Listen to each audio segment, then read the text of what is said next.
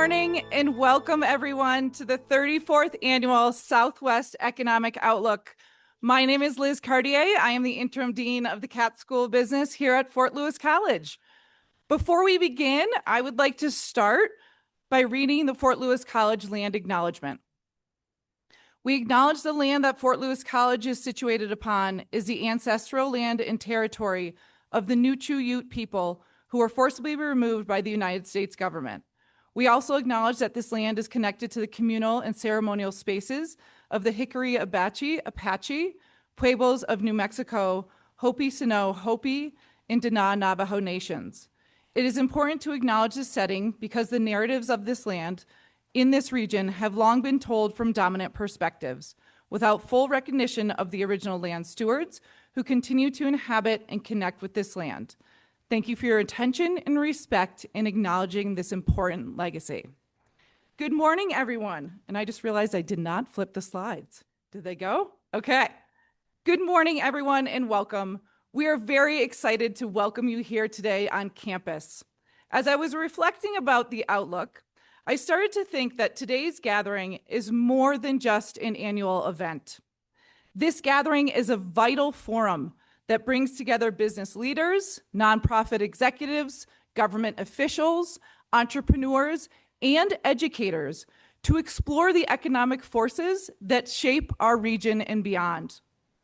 For over 3 decades, I'm just going to repeat that because I was impressed by this, over 3 decades, this outlook has served as an essential source of economic intelligence, helping all of us better understand current trends and make smarter, more informed decisions in this rapidly changing world.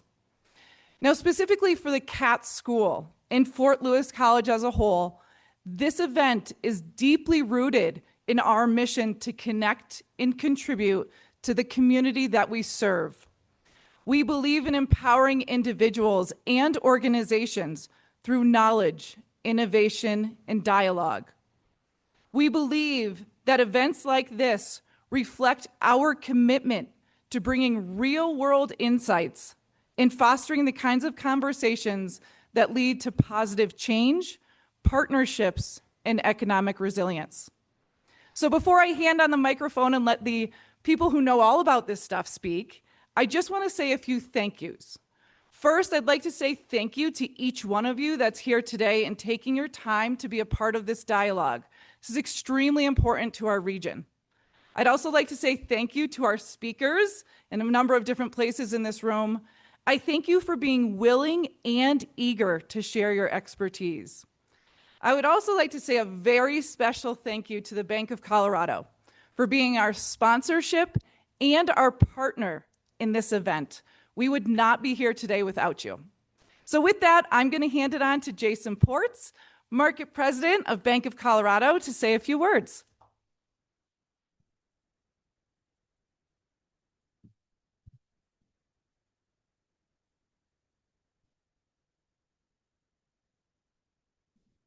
Thank you, Dr. Cartier. I have to say what a privilege it's been to be able to work with Fort Lewis College. This is our 4th year sponsoring this event, and every year it seems to get better and the attendance continues to grow.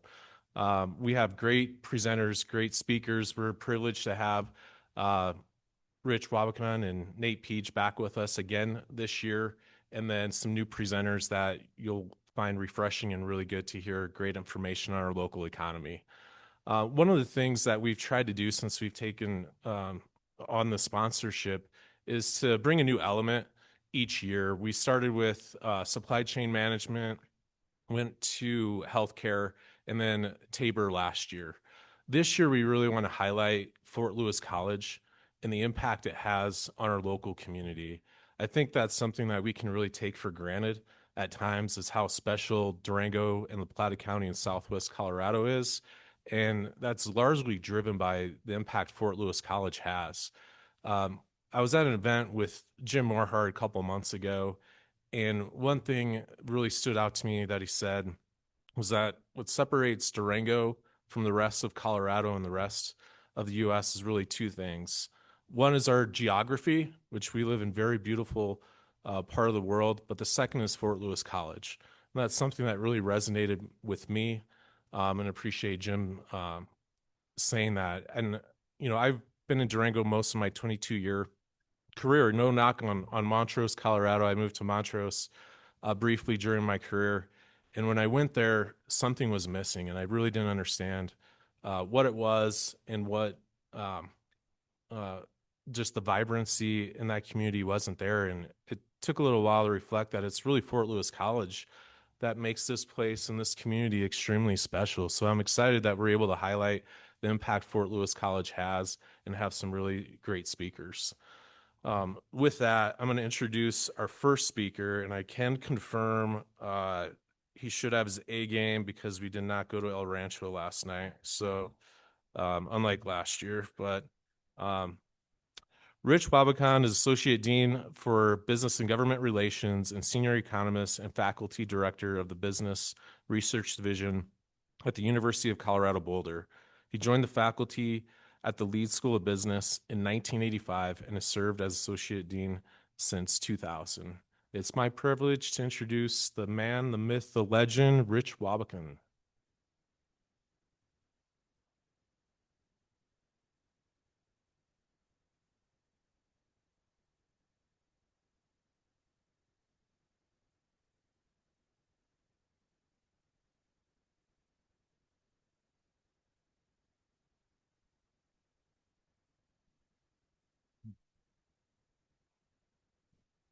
Well, it's indeed a pleasure to be here again.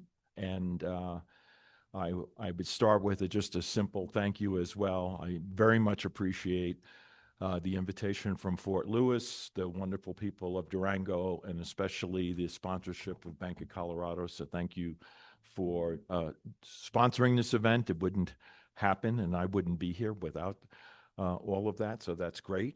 And in your booklet, if you get the booklet or if you want to do it electronically, you'll see something come up here very quickly. We didn't go through the schedule, but this is the agenda. We have the book available online, but at the very end of the book, because Southwest is S's, and behind Southeast Colorado, there's a section called Southwest Colorado. And Audrey and Laura, that people you know, are here, and they help put that section, very much put that section together. And it's a wonderful section about this part of the state, Region 9. So I would encourage you to look at that. You're also going to hear, obviously, from Professor Peach in the ballroom with the wrench after I speak today. So you'll hear a lot more about the local economy when we get there.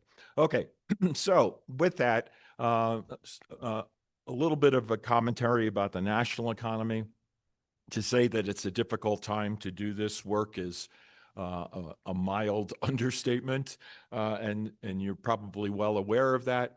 The last part of the year, Q2 and Q3, the GDP has surged. We've seen some things positive, some things negative, and that's kind of reflected by the arrows. And up or down, and whether or not it's a red light or a green light or whatever. And what you're seeing, I'll talk about in a little bit more detail. But it's a very difficult environment for the Federal Reserve to do monetary policy in, which is sort of one of my sort of takeaways, if you will, as we go through this. So again, we had this very strong Q3 number when it finally did come out, and that was a positive. And what was particularly surprising about the most recent GDP, third quarter GDP number, was that it was driven very, very heavily by consumption, by the consumer, and that's 70% of GDP. And the consumer very much stayed at the table in Q3. One of the pieces, so Q3 ends, of course, in the end of September, and the auto sales through the end of September were extremely strong, some of it beating the expiring tax credits and so on. And Auto sales have dropped off quite a bit in the fourth quarter, but still, we saw a big surge in sort of service consumption as well. So it was a strong quarter. What you don't see with this number is that that number is what we call the real GDP number. The nominal GDP number was like 8%. So what does that mean? That means like there was a huge amount of inflation in the GDP measurement in the third quarter, and that's one of the things that's sort of back behind, the Fed's being able to make additional sort of rate cuts in an inflationary environment. So a lot of inflation in both the investment component and the government component of the GDP numbers. So again, that's just one other piece of, where you might be seeing inflationary pressure in the economy. So all of this, of course, with great levels of uncertainty, is sort of swimming upstream kind of approach. The ones that are in red are the ones that we probably feel the strongest about in terms of their impact. Not every risk is a downside risk. You could have risks to the upside. When I submit forecasts, it's frequently that on the survey, this forecast survey, they say, are your risks weighted to the upside or the downside? And we kind of keep track of that. So a few of these could be, very positive for the economy in terms of, what happens at the end of the day, in particular, the tax cuts. But most of these, I think people are viewing as having potentially downside risks, the immigration policy and so on. And referred to K-shaped economy, you probably have heard that from a fair amount of different sources. I'll talk a little bit more about that as we go forward. So employment has held up, but it is definitely growing at a much slower pace than it has been in the past. You can see the most recent 2025 numbers, and we had a couple of months where it was actually negative along the way. This data has become a little bit more sketchy with the government shutdown and some other things that are going on. And in fact, they're skipping a month of unemployment because they didn't do the surveys that needed to be conducted during that month. So they can't even actually officially report a piece of data for the month. But generally, you see an economy that's still adding jobs. Now, a quick sidebar to this. You can look at various different sources. So everything I'm trying to say here today, I would call factual, not politically motivated statements, just factual statements. And you don't need necessarily 200,000 jobs a month or 175,000 jobs a month when your labor force is growing at a very slow rate, like almost not at all. And in particular, why is that? Well, because we have 2 million less immigrants to the U.S. over the period than we did a year ago, at least 2 million. So if you divided that by 12, you'd have 160-something thousand. And if the majority of those people are coming in on work visas or coming in to work or planning on working, then you need jobs for those people who are coming into the country. But you don't need to, if you don't have those people, you don't need to employ them. So, or you don't need to worry about jobs for them. So in the short run, at least, the low job total is very consistent with unemployment not going up very much. We're seeing it tick up a little bit at the national level, but it's not really in a danger zone yet. It's right sort of on the edge. I think that number is wrong. I think it's 4.5. But at any rate, you see the unemployment rate, the so-called U3 unemployment rate, it is mislabeled. And that number is right on the edge. 4.5% is sort of on the, teetering on the edge of. So I found an error in somebody else's slide, but I didn't find an error in my own freaking slide. So this is, sorry, not good. So anyway, But you can see at any rate, it's still at a level, kind of consistent with low levels of the past. And, if you go all the way back to 1995 on the slide, the U6, by the way, is the upper one is the unemployed and underemployed people. So this is the underutilized labor that gets a lot of airtime. And you see that has been ticking up a little bit recently. And we're seeing that ticking up. But again, it's still, both of those are at pretty reasonable levels in historical context. And on the right-hand side, just along the way, some of the Colorado data is going to come up along the way here in comparison. You can see our unemployment rate is at 4.1%. It's lower than the national number. And you'll hear more about your local rate, which is extremely low, from Professor Peach in the ballroom with the clicker. We're hearing a lot about this, and people are saying, well, things are getting bad. A lot of businesses are hiring people part-time, and they're doing that, and they're not paying benefits or whatever. There's a lot of discussion about this stuff. But you hear a lot of airtime about, we're seeing a lot more movement to part-time for economic reasons, but in fact, the data, at least so far, don't support that. So here's one more thing we look at with the labor market, and this is sort of a supply and demand picture. And you can see on the left is the United States, on the right is Colorado, and the job openings are in red. That's what we kind of use as a proxy for demand, and the number of people unemployed is the black line. And you can see that right now, the ratio is 1-to-1 in both the national number and the state number. 20 months ago, or maybe 22 months ago in Colorado, the ratio was 2.9-to-1. When I was here last January, the number was substantially higher. And we've seen a real collapse in sort of the job openings in the state.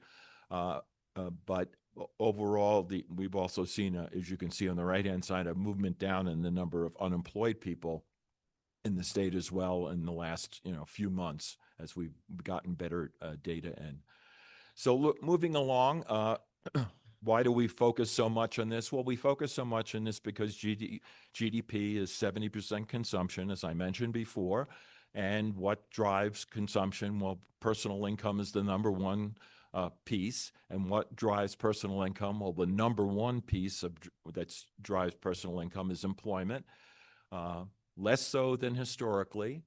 The wage share of income is a smaller percentage than it has been. It's been dwindling over time for quite a number of decades now. People are getting money from other assets, capital investments, and all of the other kinds of things. But still, employment is a key point, so we're focused on employment and then leading that to income. So we got the sort of next piece of the puzzle here. And you can see that income continues to have this strong movement upward, the tan line at the top. It's starting to level a little bit, but it's still growing at a faster rate than inflation.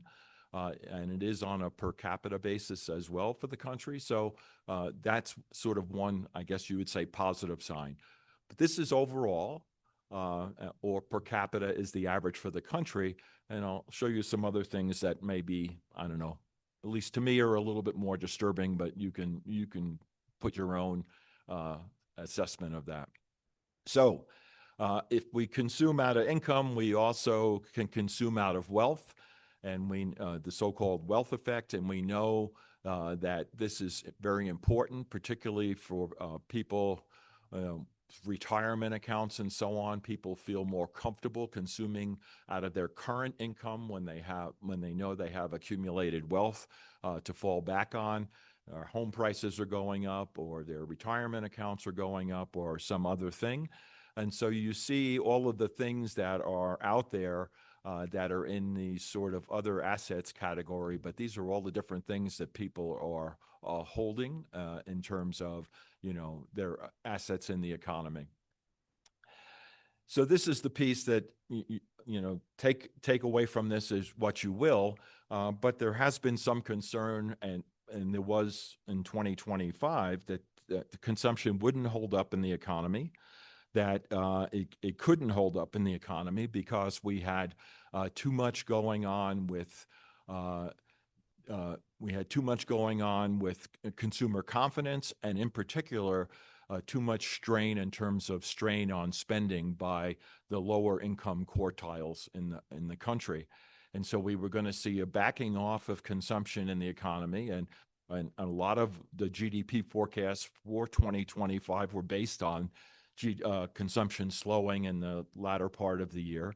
And as I just mentioned earlier, the consumption in the third quarter was really strong. So far, the consumer is defying both the sort of quantitative data, but also the qualitative data. They're telling us in their confidence surveys that they're not spending money and they're not confident, and then they're going ahead and they're spending anyway. So, you know, it's a little bit of a mismatch, the data and the actual data and what consumers are telling us. But here you see something that is not, you know, it is what it is. If you stack the last two sets of bars on top of each other, this is the assets that are held by the top 20% of the population in the U.S. And then you can see 0 to 20, 20 to 40, and so on. And so the top 20%, the 80 to 99, and then the top 1%, you stack those babies up, and they're a huge percentage of the overall total asset base of the country. So when you talk about, you know, I say on average, I usually show some debt slides, and I say on average, the debt load is very, very good in the country right now. But the average is, you know, Rich is standing here and he's got 1 foot in boiling water and 1 foot in freezing cold water. And on average, I'm doing just fine. But I don't feel like on average I'm doing, you know, and that's sort of the same issue here. We know that there's stress, and it's showing up in a lot of the surveys by, say, Visa, corporation, credit cards, and so on. There's a lot of stress in the bottom 40% of the income distribution, in terms of meeting monthly payments, what things are they doing away with, and so on. I'll show you a little bit more about that later on in the show. So here's the consumer confidence piece. I mentioned this to you. It's still at reasonably good levels. It's in terms of the left-hand one, the consumer confidence one. That relies a little bit more on that particular construction relies a little bit more on employment in terms of the weighting. The consumer sentiment survey on the right-hand side looks a little bit has a heavier sort of emphasis on household finance and inflation and those types of things. And we're seeing levels, almost record-setting low levels on the right-hand side in the consumer sentiment survey done by the University of Michigan, because people really don't, a lot of households are reporting that they don't really feel good about their finances right now. They're still concerned about their keeping up with inflation, even though it's lower, their wages and their payments and all of those kinds of things. So it's still top of mind in terms of the consumer sentiment piece. So what do the numbers actually look like? Well, this is what they look like as of November of this year. And you can see that we have had this incredible dramatic drop back down post-COVID inflation. And now we've started to see, unfortunately, a movement sort of back up when you look at the sort of, not the last month, but when you see sort of the trend that happened over the last, say, previous 6 months prior to that. And this is, of course, another thing that is putting it's in the Fed's kind of concern level, is that they have this inflation rate that is above their 2% target. And there are people in that group, including the Kansas City Federal Reserve Bank president, who's a voting member of the Federal Open Market Committee, who did not vote for the rate cut that just happened in December. They voted against the rate cut happening in December. So he voted against the rate cut happening in December. And there were others. There were 3 dissenting votes. And I think Chair Powell has made it pretty clear in his comments over the last couple of weeks that he thinks they're going to be really hunkering down, and he's not guaranteeing any sort of downward movements in interest rates in the near term. Of course, he's also not going to be there in a relatively short period of time. So it'll be very interesting to see the dynamics of what happens after we get a new Fed chair in there. The Fed chair only has one vote, but typically people don't like to vote against the Fed chair. But I think if it looks like the Fed chair is not independent of the Oval Office, I think you will see a fair amount of dissension, because it's an independent central bank. It needs to be an independent central bank.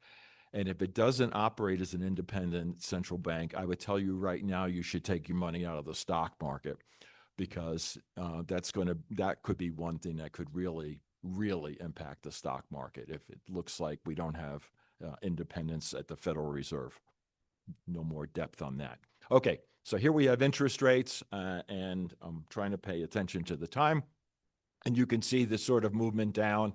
The 10-year, again, maybe a little bit of help for mortgages, but the movement down of the short-term rate does not guarantee the movement down of the 10-year, and the 10-year note is, of course, very much linked to the 30-year mortgage rate. It's one of because historically, and I know I'm almost certain I said this last year, but historically, people have held mortgages for 10-year time periods, and so it seemed like the best sort of interest rate sort of linkage that you could do was, something that was in the same sort of time frame denomination.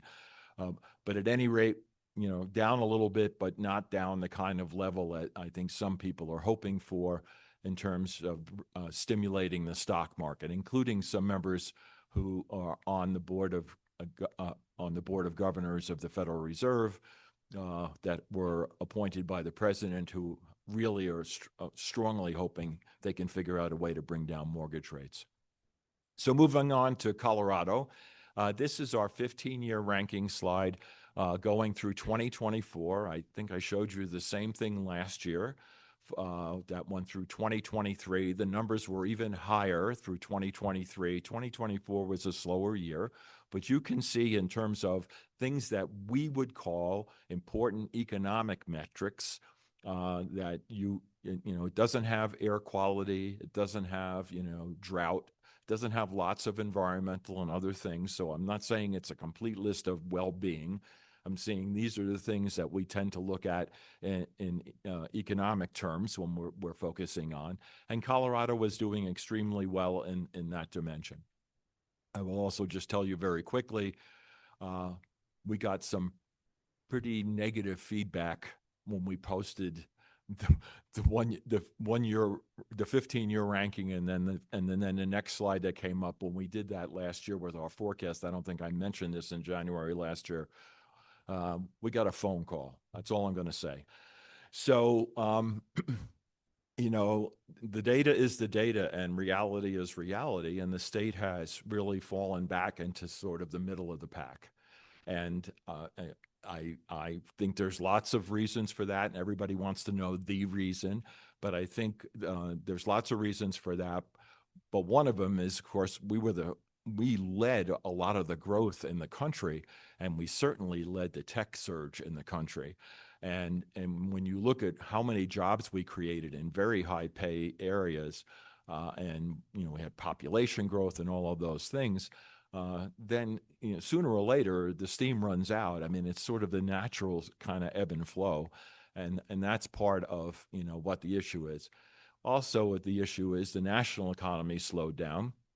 And in the process of the national economy slowing down, there was less business expansion, less employment growth in general. And I would say personally, this is a personal statement, I do think the affordability issues in the state came a little bit more into light. You're trying to bring people in for average wage jobs, not for high paying jobs. And they look at the housing costs, and it's prohibitive. And you're going to hear more about this from a local person here in the next segment, but I mean, I think that's an issue. When you're growing jobs that are, you know, professional, scientific, and technical, and they're paying high wages, or healthcare, the high end of healthcare, or those types of things, not an issue. When you're trying to fill government jobs, when you're trying to fill leisure and hospitality jobs, when you're trying to fill retail jobs, cost of living, you know, really comes into play because they're below average wage industries. And the last couple of years, the jobs we've added have been largely in below average wage areas, including government. I'll tell more about that in a moment. So here's the change in population. It's been damped down, and it's been damped down because the net migration number, when I say damped down, so this is from the State Demographer's Office, and I know you, back in time, the former State Demographer was here, Elizabeth. I don't know if Kate's made it down here yet, Kate Watkins, the new State Demographer. But Joe, should talk about, you know, the net migration numbers and how they were doing the population forecasts. When they came out in November of this year, they lowered their forecasts for population growth for 2025 and for 2026. Part of that was net migration numbers were damped. Part of that relates to immigration, and I'll show you that in just a quick second. And part of that relates to immigration, and part of that relates to looking at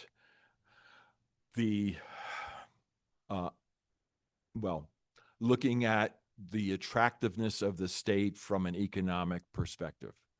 So we've gone back and run models on this back in time, and you don't need the dirty details on this. But fundamentally, when the state economy is really running at a good clip and generating a lot of jobs, it really draws more people into the state. I mean, hopefully that would be logical. We always say, oh, everybody moves here because it's beautiful and they don't need it. They don't come thinking they need a job. Factually, that's not correct. People actually come when jobs are more plentiful, and a lot of people are coming with a job. They've actually applied for a job and gotten a job in the state, and they've come in with a job. So right now, that attractiveness with job growth being quite a bit slower, that attractiveness is also missing. And so they have that built into their demography model, and that's part of the reason they have damped down their migration numbers and therefore population growth numbers. So I didn't say much about that when I was on this ranking slide. I'm sorry to say that. It's kind of middling. Let me just sort of say that we still have very high per capita personal income, but our per capita income growth is slowed dramatically.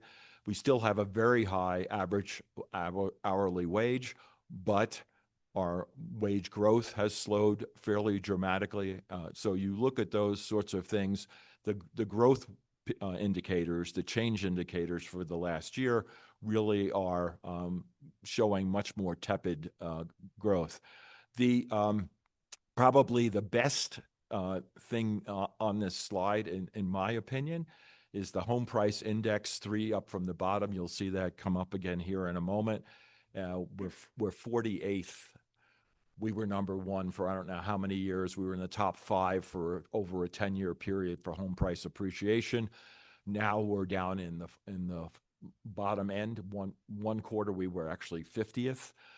So we're down in the bottom end in terms of year over year change, and you can see the 1 year change was 0.6% for the state, ending with the most recent quarter that we have for data for that. So you can sort of see some of the maybe highlights or lowlights of the state. Our labor force participation rate still really high, 7th highest in the country, but it has been dropping. I'll talk a little bit more about that in a moment. So going back to the population piece for just a moment, and our ranking in population used to be top 10, and now we're in the next decile, almost into the 20s at this point in terms of population growth. Well, what happened, and this has been written about, so maybe you already know this, but we saw a really, for years, a significant portion of our migration into the state was domestic migration, meaning state-to-state migration. And then in 23 and 24, we saw domestic migration slowed dramatically as the state economy slowed in 23 and 24. But we had a huge surge in international migration during that time period. And some of that is well documented. Some of the refugees from places like Venezuela and other countries were, went to the Denver area, and all of this is written about, so I don't need to sort of rehash all of this. But we had this huge surge in international migration. So what's the punchline here? The punchline here is if domestic migration stays the same and international migration is essentially gone with the policies in place now, it's very, very low international migration for the country at this point, then you have to forecast slower population growth for the state in a very meaningful way. And it has repercussions. You're going to hear some of those in the third segment today. We'll come back to that in a moment. You'll hear more about this in the third segment today from Janae. Population structure of the state makes a difference. It makes a difference in a number of ways. Future labor force is one of those. Another one, more current, is that people in that middle 30 to sort of 60 range are the kind of big consumers in terms of driving retail sales kinds of numbers. They have, generally speaking, a better income profile than the people in their 20s. And they also have, for various reasons, maybe buying homes or starting families or whatever, they're more into sort of the consumption mode. And then you get people like me in the red section, and like, we consume things like health services, which aren't taxed, and other things. So the distribution has an impact on local government, cities and counties, and something we're paying a lot of attention to in terms of funding, the funding of government. And I understand you passed a number of ballot issues, and kudos to you to keep the government running, because we're not seeing it in terms of just pure growth of the actual retail sales number, which you'll see in a minute. So 25, we think, was one of the lowest years, other than the COVID year, in the last 15 years in terms of job growth. When I came here last January, I was saying a number that was more like 15,000. We had a number in December, and we revised it a little bit in January. And then it turns out, at least as of right now, the number for 2025, we're looking at the data coming. We have kind of an inside look on the state data with the State Department of Labor and Employment. And it looks like there's going to be revisions down. We know they are nationally going to revise down by 800,000 jobs, the country, and Colorado's going to take some of that hit.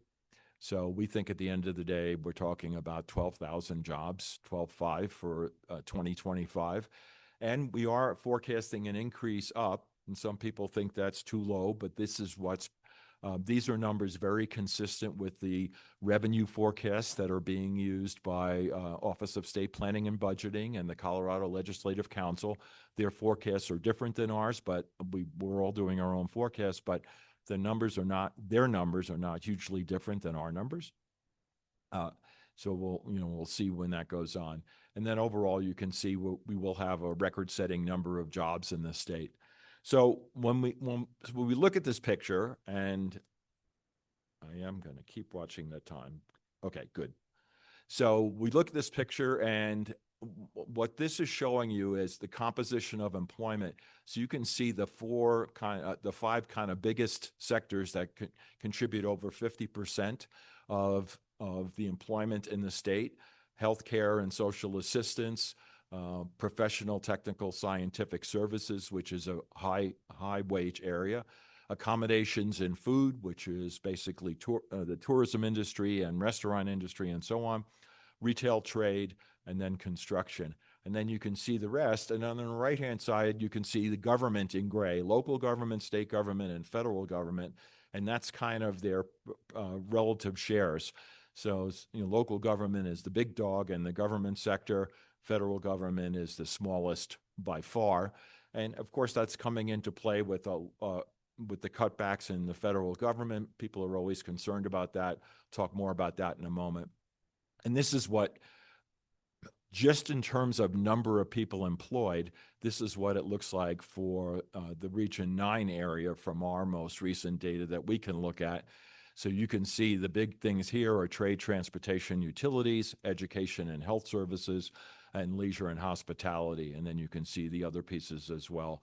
You're going to see very interesting information looking at this a little bit differently in Nate's presentation in just a few minutes. So here's our projected employment changes, and you can see at the top again is education and health services, and then trade, transportation, and utilities is and government. Again, education and health services, typically most of those jobs are below average. The sector overall is below average wage. Trade, transportation, and utilities is parts of it are higher wage, but most of it is, the trade part in particular. Retail trade part is below average wages. Government is below average wages. And the sector that has the highest wages, or one of the highest wages, is professional and business services, and that's all the way down at the bottom.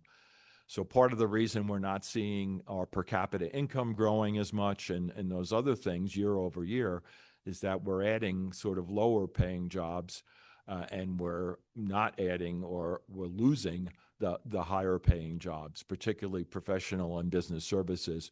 Another sector that is slightly positive, natural resources and mining, is a very high wage sector. So that's a positive thing. So when I look at that slide, I say, well, the good news is for the first time in several years, at least based on what our committees are telling us, we're seeing growth across a lot of sectors, a much more balanced growth to the economy. And you always want to see that in terms of the overall health. The more rounded the growth is in terms of the sectors, the better it is.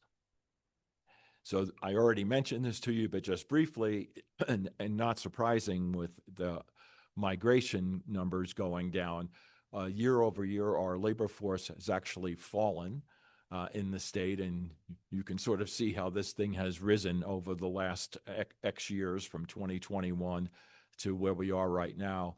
And we've finally started to see a little bit of a decline as we've gone down here. And this is a little bit of a concern, and this plays into one of the presentations you're going to hear in the third segment as well, is, if labor force is shrinking and we don't have people coming into the labor force, how easy is it to sort of grow jobs? Or do you just say, well, we don't need to worry about growing jobs because we're going to do this stuff with AI. We're going to have, Rich's lawn work is going to get done with AI somehow or other. I'm not sure how that's going to happen, or we're going to build buildings with AI, or I don't know. I'm joking. Okay. And the right-hand side, you can see the labor force participation. Okay, a few quick hits on some sectors, and again, trying to stay very much within time. But you have some of this, and there are always some people in the audience who are interested. So basically, our committee is very pessimistic about, if you're in crops, you should find something else to do with your money. If you're in beef, you're in heaven. So, I mean, it's basically a tale of two pieces, and they don't see this. The committee does not see this changing in 2026. That's what happened in 2025, and you can see the extreme drop in wheat prices, the extreme drop in corn prices, and so and the volatility continues. And they didn't really know what to make of the tariffs and the agricultural tariffs and so on, in terms of what that was going to finally shake out and be at the end of the day. So we see a little bit less revenue from livestock in the next year, but still very strong revenue. We see lower revenue from crops, and you can see that has been continuing downward. And there's a comment in the booklet.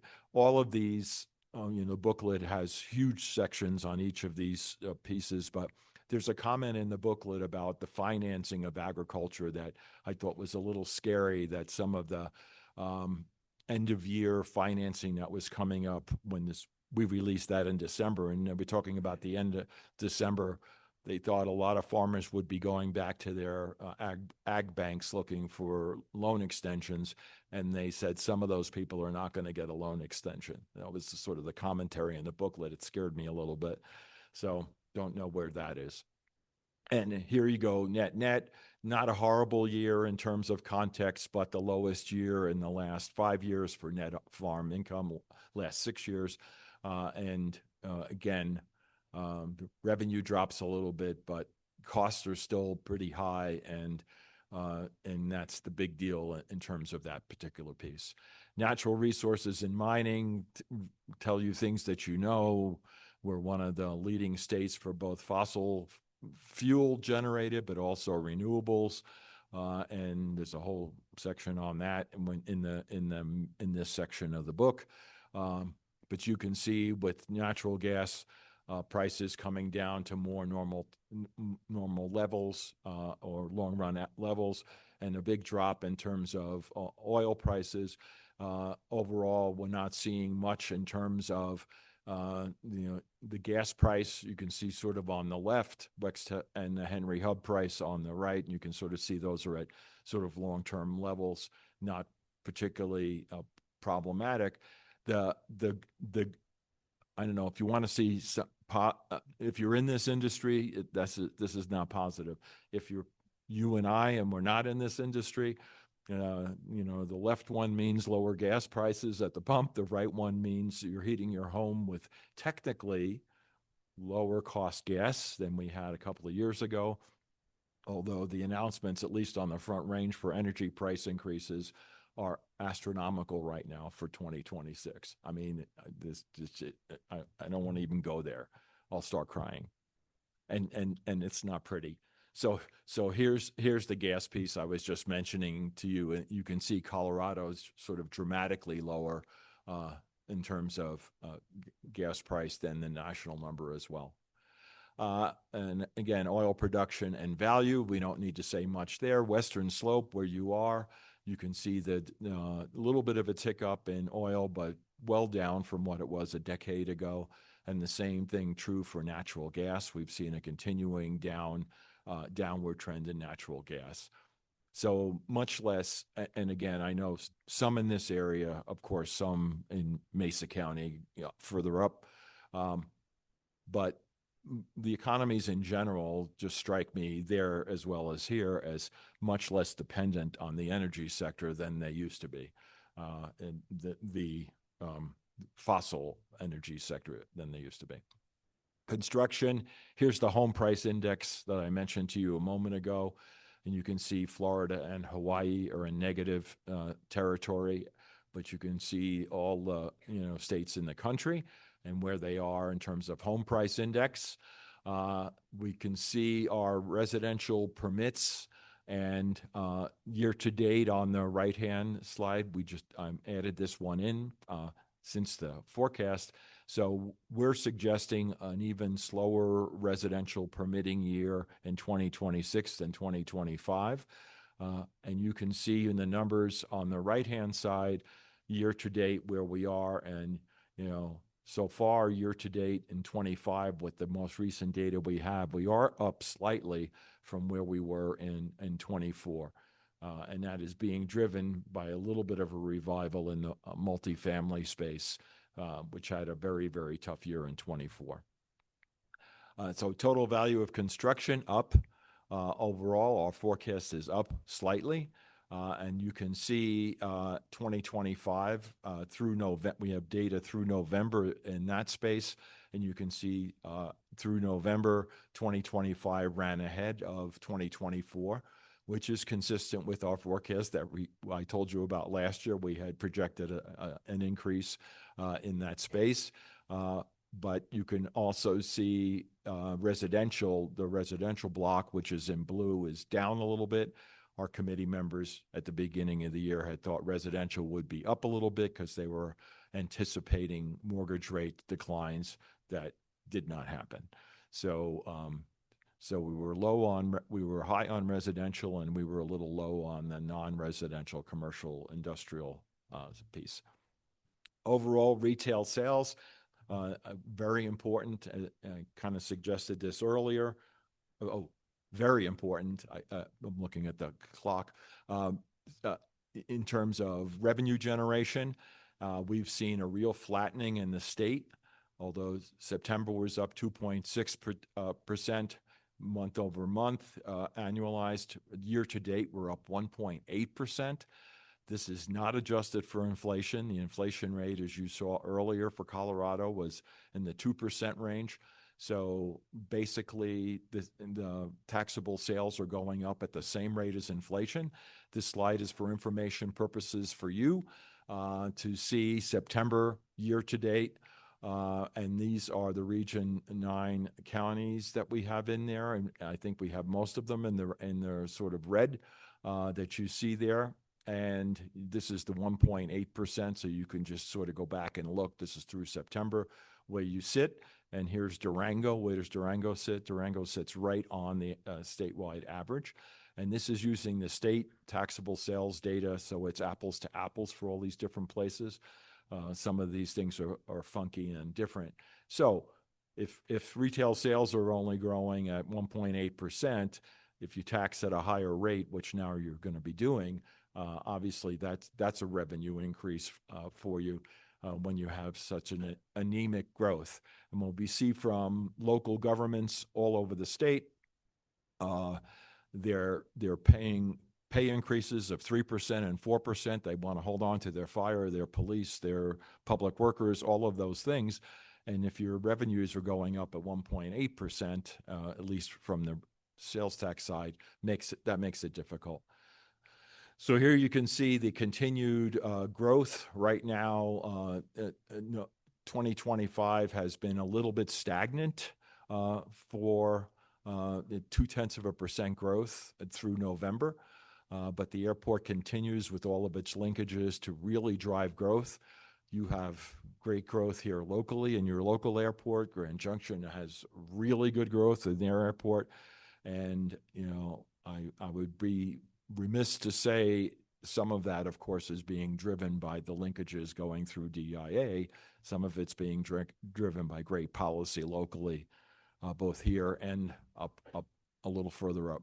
Public land visits, just because this area has a lot of it, we forecast going up.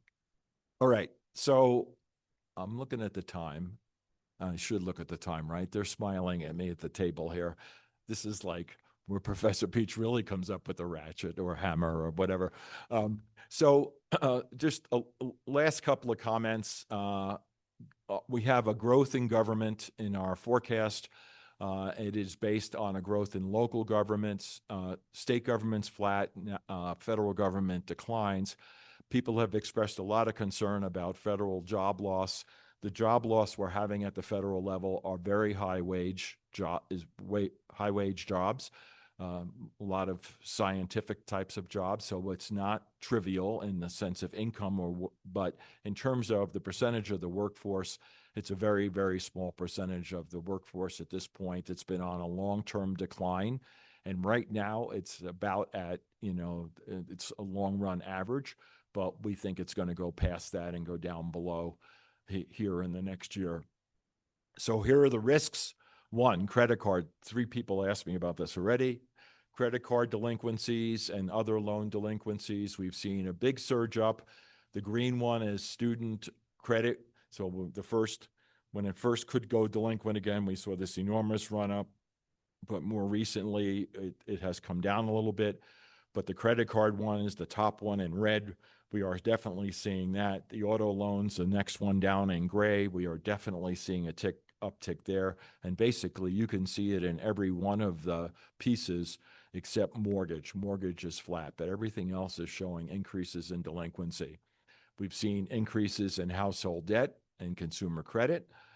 We've seen bankruptcy filings increase fairly significantly. You can see 2024, which is the last complete year, highest in a long time.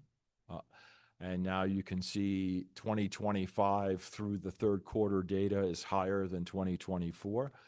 And a large portion of these are Chapter 7s, like gone goodbye. So there is some concern there. These slides make me sick, so I'm not going to talk about them. I'm running out of time.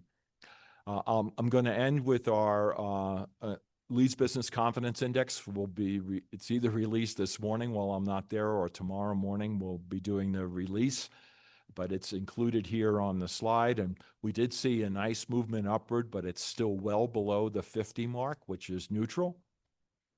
And what is troubling about this index over the last 2 years, you can see, well, or especially the last, year and a half, you can see. But if you look back all the way on this thing, the tan line is Colorado and the red line is the US, and the tan line is above the red line vast majority of the time. All of a sudden, starting in the second quarter a year ago, we saw the pessimism was stronger on the Colorado economy than the national economy. And it's really, continued for a variety of reasons. So is it because the economy is slowing with the data that I just showed you? Is it because the business people think the tariffs are going to affect them disproportionately? These are some of the things they're saying. Do they think the federal government restructuring is going to impact Colorado more significantly than other states? It's hard to know why, but they're particularly more pessimistic about Colorado.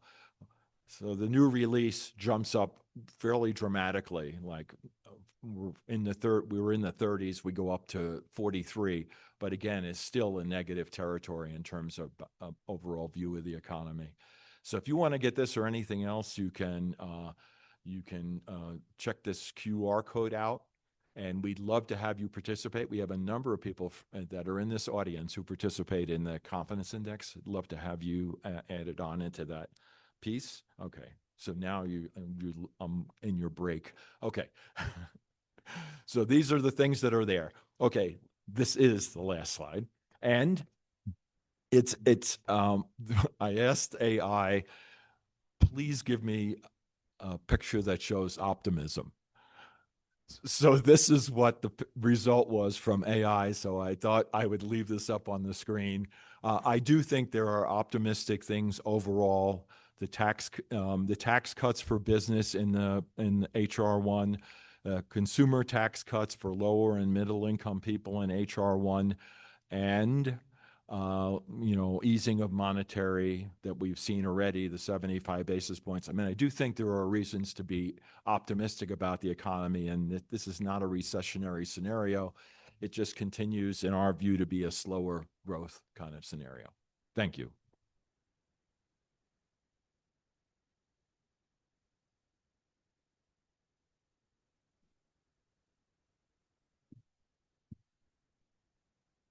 Okay, thank you, Rich. And one of the things I'd like to share that I learned last night is that Rich was part of the development of this outlook 34 years ago. And this is his 34th year traveling to Durango and sharing his expertise. So thank you.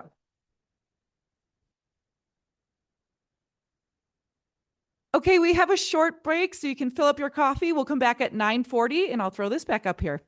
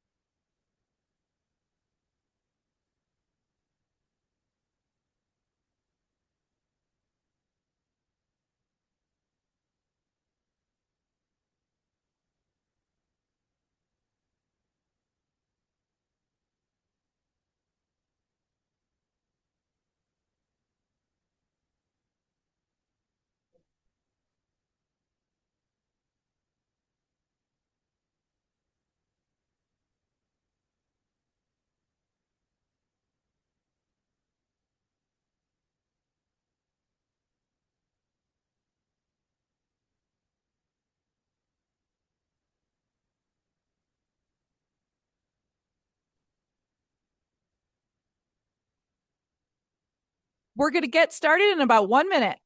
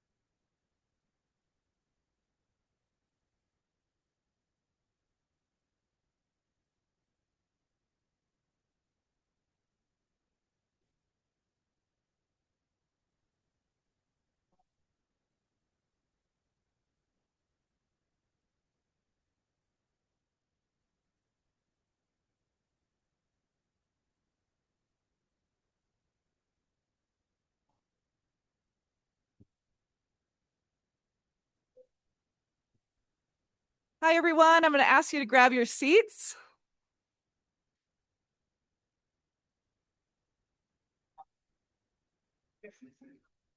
Okay, we're going to be jumping back in here.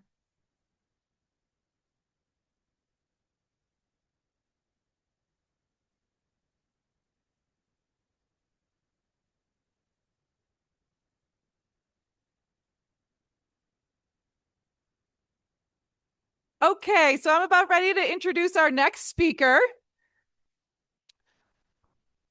One of the things I'd like to bring to everybody's attention is if you see the agenda that's on your table, we also have some agendas by the front door. There's a QR code on those agendas where we're asking for some feedback on this outlook and suggestions on what the outlook could focus on for next year. I'll also have that QR code up at the end of this session, but if you want to take a picture of it now, that would be appreciated. Okay, our next speaker is going to be speaking about the local economy in Fort Lewis College. I'm happy to introduce Dr. Nate Peach to you. Dr. Peach is a professor of economics here at Fort Lewis College in the Katz School of Business. He joined the college in 2021. Previously, he was a professor at George Fox University. Dr. Peach has taught many courses over his career and enjoys researching economic issues with students, and many of his research is with students. I should say, too, having the opportunity to work with Nate over the past few years, he is a respected colleague, and he is very respected for his work with students. With that, it is my privilege and honor to introduce Dr. Nate Peach.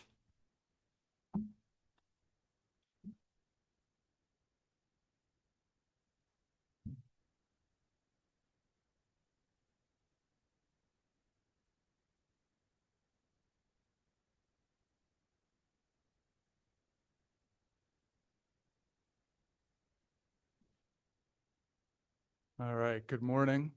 Thanks to everybody for coming out. I'll have a few introductory remarks, but first, there's going to be a couple strolls down memory lane in my presentation, and the first is unanticipated. So a number of years ago when I was at CSU, I was an eager graduate student, and midway through my time, I finally get the privilege to teach my own class. I'd been a TA for a little bit. This is tremendously, it's a privilege. I'm nervous. I pour my blood, sweat, and tears into this thing. Wonderful class, great students. It was a fantastic experience. And at the end, I'm getting my course evaluations. And this is where students evaluate you on everything. Are you ready? Are you scatterbrained? Do you grade effectively? Stuff like that. But then there's these open-ended comments at the bottom. And anytime you ask for comments, you get interesting comments. And the very first comment I read was, Professor Peach belongs in a game of Clue. So thanks to Dr. Robocan for that trip down memory lane. There'll be a few more. So before I get started, I do want to say a little bit about the word prosperity in my title. FLC in the Four Corners, Partners for Prosperity. Often when economists use that word, we're thinking about things like income, right? So not just our income, but income growth. Rich gave us some really interesting data at the state level. We might be thinking about good jobs, right? So what's a good job for me?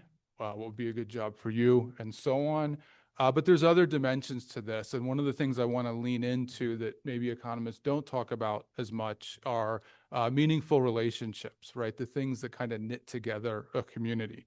And jobs and income certainly matter, but so do relationships. And I want to highlight the relationship between Fort Lewis and this community with the time that I have. And so as we do that, I'm going to provide just kind of an update on local labor markets, some of the information we got from Rich, but some of it, I'm going to slice and dice it a little bit differently, offer a different take. Even in a state like Colorado, there's very different experiences across the state. So I'll do that. And then the lion's share of my presentation is going to be devoted to presenting an impact study. This impact study was conducted by the Business Research Division at the Leeds School of Business. I'd like to thank Brian Lewandowski there for his help in putting this together. I was not part of this project, but I've done a lot of things like this, so I know the ins and outs, but I wasn't necessarily in the kitchen making it, if you will. Most of my analysis, I'm going to focus mostly on La Plata County. I'll zoom out to say some regional things as appropriate. I'll have some things to say about the state as well. The first half of my slides, most of the sources are St. Louis Fed. I pull some stuff from the Bureau of Labor Statistics, and then some really interesting stuff from Region 9, Region 9 being the local economic development organization.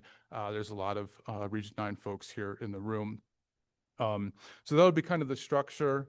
And then before I start, I would like to thank Dr. Liz Cartier for her leadership of the Katz School of Business this year. She's been wonderful in her role. Thanks to Leah Hale for coordinating so many aspects of this event. The leadership at Fort Lewis for providing such a just robust academic community. I do consider it a real honor to be able to teach here. And finally, Jason and everyone at the Bank of Colorado. Their generous support is very important for an event like this. So with that, let's get into it. All right, I'm going to start with unemployment rates. Again, focusing primarily on the local economy. If you've been to this event before, one of the challenges that businesses, economic development professionals, and so on face in rural settings is that there's a pretty significant lag in data, right? So this is the most current data we have. These are unemployment rates through September, right? So this is the last release for the local level. We have La Plata County in blue, we have Colorado in red, and then the national unemployment rate in green. What's encouraging about this, Rich gave us a little bit of context. By historical standards, these are good unemployment rates. They're not historically low. They're not super high. They're, kind of, I wouldn't say lukewarm. They're better than that. But these are good, strong unemployment rates. And what's especially encouraging for us here in La Plata County is that we are, since probably early 25, mid 2025, below both the state and national number. All right, so September, we're at about 3.4%. Colorado's clocking in at 4.1, and the nation at 4.4, so a full percentage point below. This is good news. With all things in economics, there'll be another side of that coin. But this is largely good news, indicative of a healthy labor market. But I want to kind of go further into some of the kind of data on labor markets, the indicators, to kind of lean into this Fort Lewis piece that's going to be in the latter half of my presentation. So Rich talked a little bit about this labor force participation rate at the national level. So what the labor force participation rate is, this is the percent of the population that's working or actively looking for work, right? So if you have a job, you're in here. If you're unemployed, but you've been looking, you're going to be in here as well. The blue line at the top is the national labor force participation rate. What you don't see in this slide is it's been steadily declining since about 2000, kind of peaks in 2000. It's been steadily declining, falls off a cliff during the pandemic for many reasons, and then it's kind of stabilized around 62%. So nationally, we have to go back to the late 70s to see a number this low. And Rich mentioned some of the population pressures that we're facing, but a lower labor force participation rate would exacerbate some of those issues on the supply side of labor markets. And obviously, as we see in this slide, the red line, that's going to be for La Plata County. So it's well below a national number that's quite low, at least by historical standards. So for La Plata County, it's about 52% in 2024, about a full 10 percentage points below the nation. And so what this does represent is a real supply side constraint to our economy, right? Roughly half the population is working, right? So we could go through this room and you guys are working and you guys aren't, right? So for workers, that's good, right? That translates into job security. It translates into probably higher wages than you might get otherwise. It translates into potentially more opportunities, but it is a real challenge for local firms looking to recruit talent, workers when, again, roughly half the population is engaged in labor markets. Pushing further into some of the things that Rich mentioned at the state level, but kind of looking at our little corner. This is 2024 population growth. It's by county. The scale's a little hard to see. So green corresponds to a higher number. When you get to kind of white or very light yellow, that's going to be a low number. So within the region, we see modest population growth in La Plata County. For the region, San Juan County had the highest in 24 at 3%. Dolores actually got smaller. It shrunk by 2.3%. I believe we saw some of that maybe in the sales tax data. And then La Plata County grew at 0.75%. To put that into context, if you go back to 2020, again, we've had some modest population growth in the county, about 2%, which translates to about 200 people, right? So that's just within the county. And so when we take that low labor force participation rate with modest population growth, I think this is one area where we can really see the importance of some of the work that Fort Lewis does in terms of training graduates in areas that I'll mention in a few moments that are very important for our economy.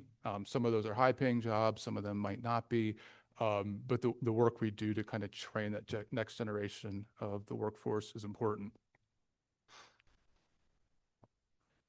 Rich gave us some concerning statistics related to kind of credit card delinquencies and the management of debt. This is a slightly different take on this. This is some of the most current data I have at the local level, and this is going to be the percent of the population with subprime credit, right? And so as we see these numbers getting darker green, that's a larger percentage. That's not a desirable outcome, right? You want to be on those white or lighter shades in this graph.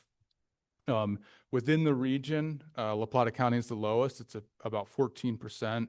Montezuma and San Juan are both at 21%, so about 1 in 5 there. This has been trending up. So to some of the things that Rich is picking up at the national and state level, it started to increase. It's increased about a percentage point in the last year. It's lower than it was in 2020, but you know, obviously we don't like the trend. We want a nice downward trend in this number. But I personally don't find it super alarming. But again, kind of Rich and I were talking after his presentation, there's a lot of mixed signals. There's a lot of mixed signals in the economy right now. Okay. So with personal finances, what I want to do is spend a couple minutes driving into the wage side of labor markets, right? Obviously, low unemployment is great. It's important to have a job, but the reason we work is to put food on the table and put a roof over our head. This is a living wage. These are calculations that come from Region 9. I will do my best to present them, but there's plenty of people in this room that know this work better than I. And so with a living wage, what we want to do with this is take a more robust picture of what it takes to make ends meet in an area, right? And there's national calculations. There's some cool stuff that comes out of MIT. But what's great about these numbers is the expertise that Region 9 can apply in knowing this area. And so what they're going to do is look at the actual expenses that a household might pay in, let's say, Pagosa on rent or childcare or healthcare. So they're able to get really precise numbers to do this. And so what they're going to do is look at the counties across the region, Archuleta, Dolores, La Plata, and so on. And then what I've done is picked a representative town out of each of those, right? And so for a single adult, we see Durango at the high end in the region at a little bit over 48,000, and then Rico on the lower end at 32,000. Once we jump to a family, these numbers are gonna go up quite considerably, right? So my kids are old enough now that they don't need childcare. They probably need some other things, but they don't need childcare. But that's a significant expense, right? That's not trivial by any stretch of the imagination. I will say my food bill has skyrocketed as my teenage son, his latest talent is making food disappear. He orders for multiple people when we go to restaurants, and he eats it all. But anyway, so we're going to account for that in the family numbers. And again, with the family numbers, Durango kind of stays at the top, a little bit under Pagosa, and then we have Rico and Cortez towards the bottom.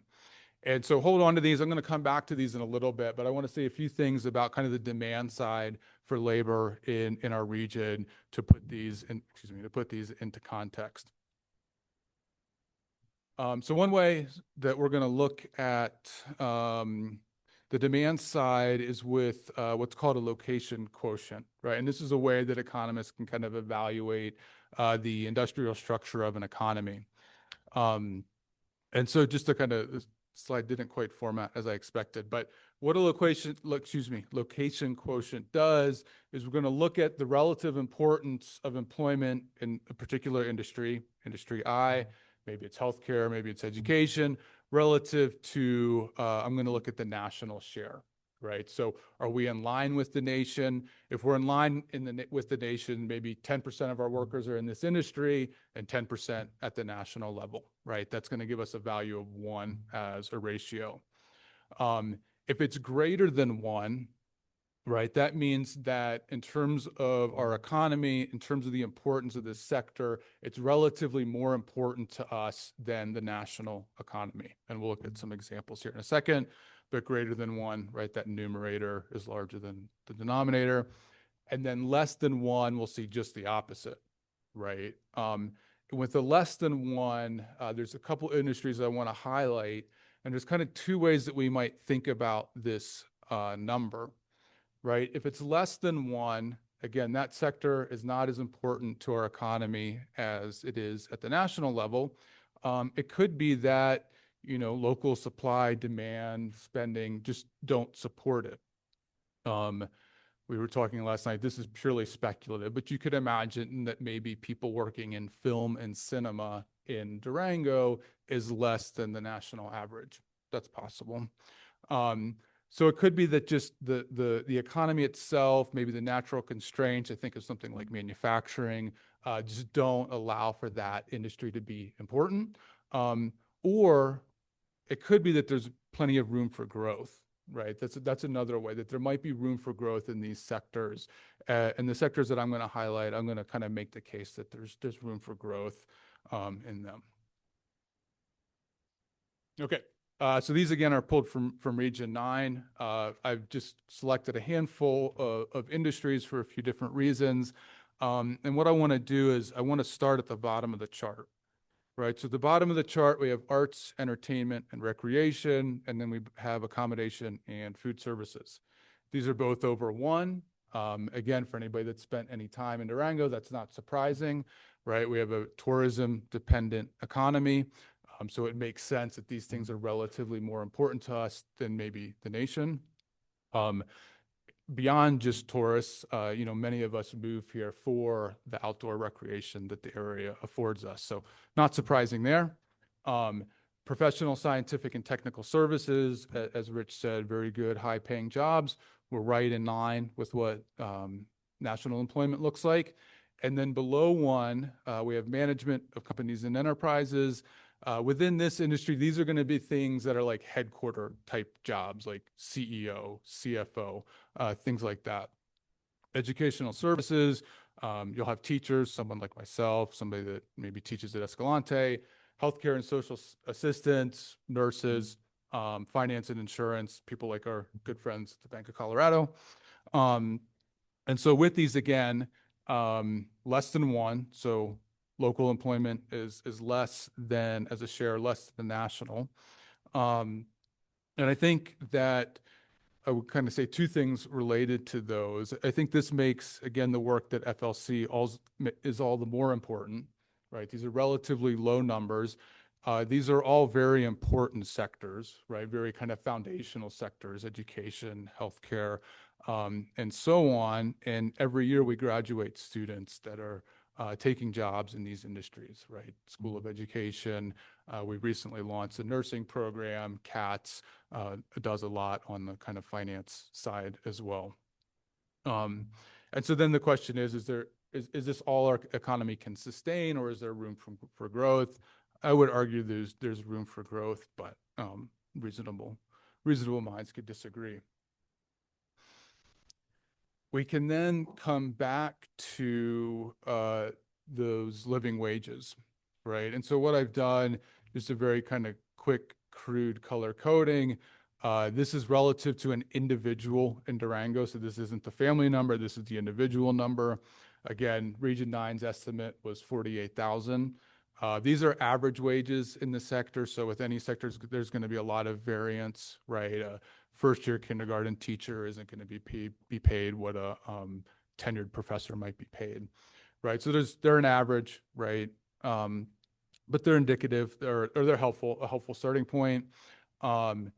And again, with the management, that doesn't come as a surprise. These are senior level professionals. They have a lot of expertise. They're providing a lot of value to their company. So the compensation is in line with what we would expect.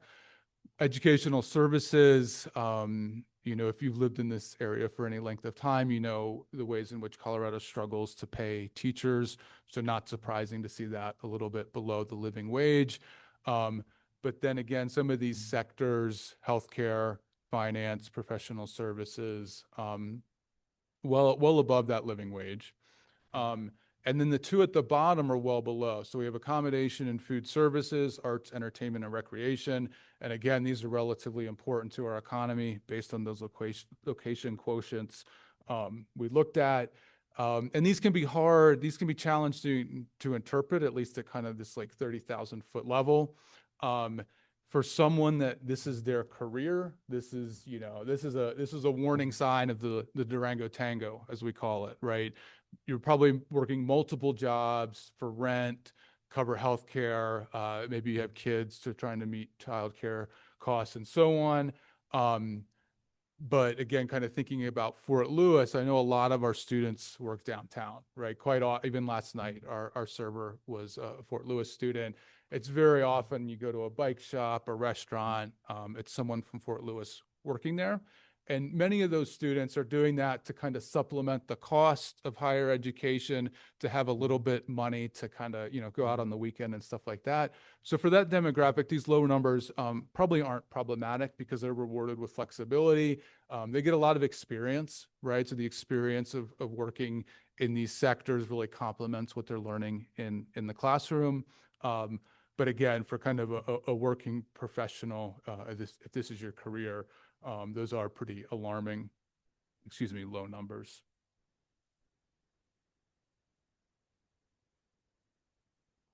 All right, so you're gonna have to indulge me. With the rest of my time, I'm gonna talk a little bit about Fort Lewis's impact on the local economy. Again, this comes from some work that was recently completed by the Business Research Division at Leeds. The report is not public, but will be soon. So allow me a short digression to kind of set this up. This will be the second trip down memory lane. So a number of years ago, I start my career, right? I start my career as a professor. Believe it or not, I had less gray hair. I had a much more youthful demeanor. So I start my career, newly minted PhD, and I had this reoccurring dream, right? And I had this dream a lot. And in this dream, I pick up the phone and it's CSU. Hi, this is CSU. Is Nate Peetzer? Yes, speaking. We read your dissertation and that thing is a pile of garbage. That is a steaming hot pile of garbage. We are taking it away. We would never put our name on that. And so, I had this dream all the time. I think the psychoanalysis is pretty straightforward. Dr. Peach is suffering from imposter syndrome. It eventually goes away, right? It eventually goes away. I haven't had it in years.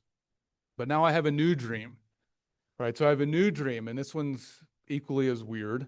So in this dream, this is my office in Oregon. This is packed up, getting ready to leave.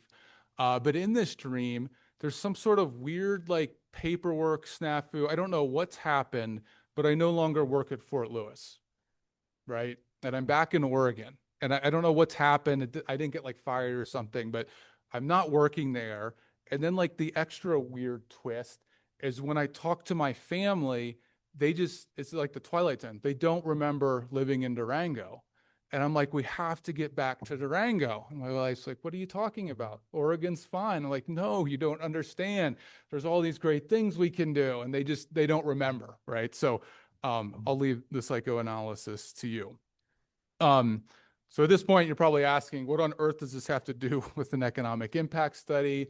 Or maybe you're reaching for your therapist number. You can slide it to me after the talk. But there's a lot, right? There's a lot here. So with an impact study, what we're going to do is referred to as a counterfactual, right? So we're going to imagine a state of the world that doesn't exist, right? And we're going to imagine what does our region look like without Fort Lewis College, right? So we're not up here, we're not having this talk. Just like my dream kind of forces me to think about, well, what would life look like had I not accepted the job at Fort Lewis? That's what we're going to do with this impact study. Right? This office would be full of books, full of ungraded papers, much like my office is now, or they're graded, but you know. I think more importantly, my Irish Terrier, Jolene, would not be terrorizing the squirrels, magpies, and deer of Durango West 2. Here she sits on her throne, keeping our house nice and safe.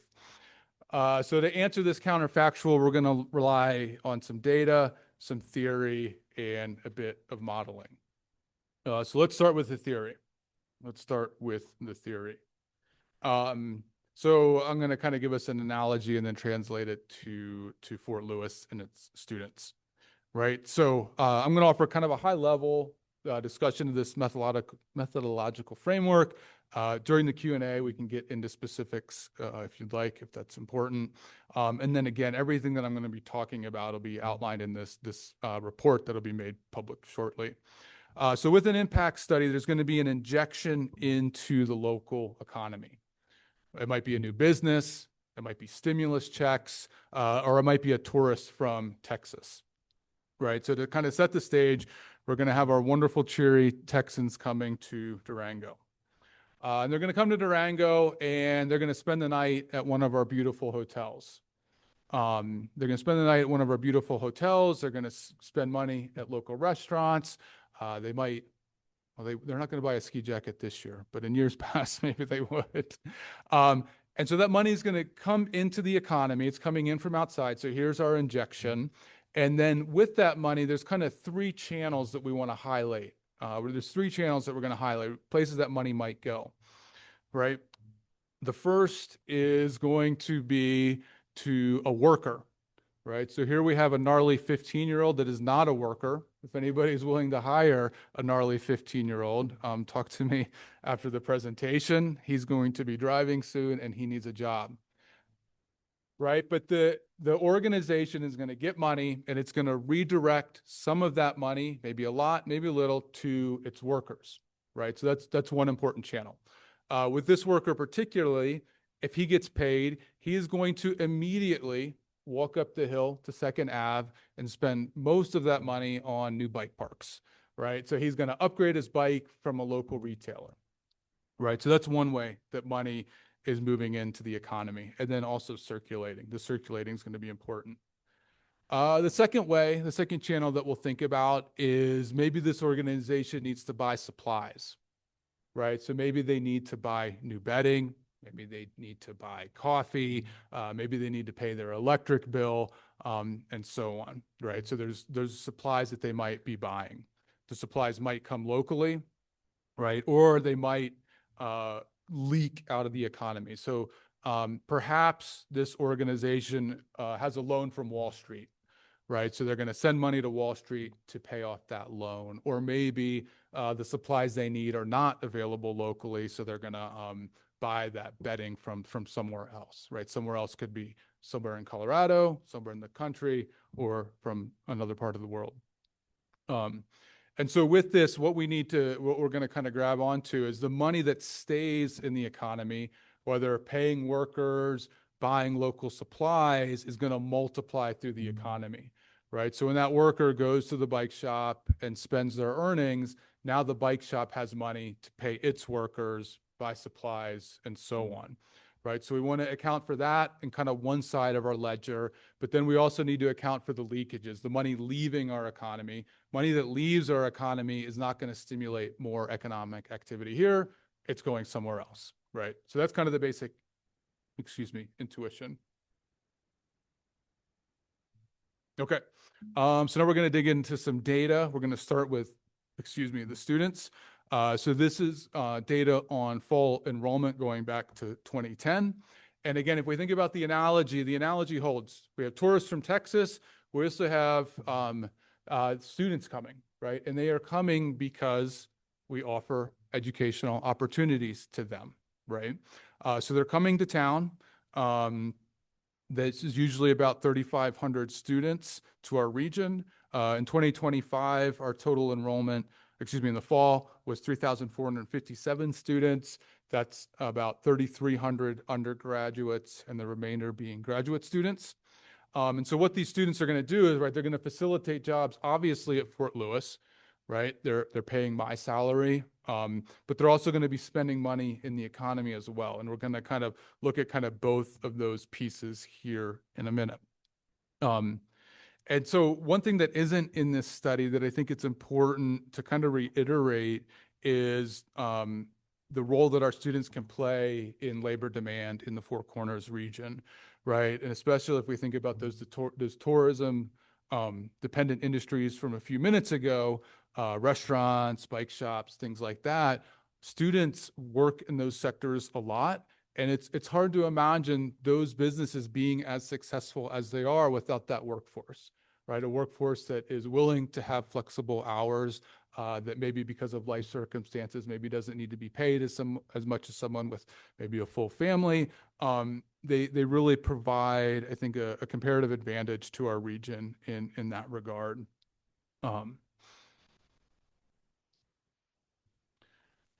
Okay, so in terms of employment, we're going to kind of slice and dice the numbers a few different ways. But again, those students coming to the region obviously allows Fort Lewis to exist. If we look at the last 3 years in terms of the amount of people that work for Fort Lewis, 632 in 2023, up to about 670 in 2025. And this number is going to include everything from administrators guiding the organization to professors like myself, to custodians that keep our campus safe and beautiful. Every one of those people is playing kind of a vital role in the fort's mission. In terms of salaries, in 2025, just a shade under 53 million. That puts an average compensation package of about 79,000. Again, well above that living wage from Region 9 for an individual. That number was about 48,000. Again, it's an average, so it's helpful, but doesn't illuminate everything. But with that average, a caveat, that's not all take-home pay, right? That's benefits as well as your salary. And there's going to be variation, type of job, do you work full-time, part-time, and so on. But what those salaries and benefits facilitate in our economy are quite important.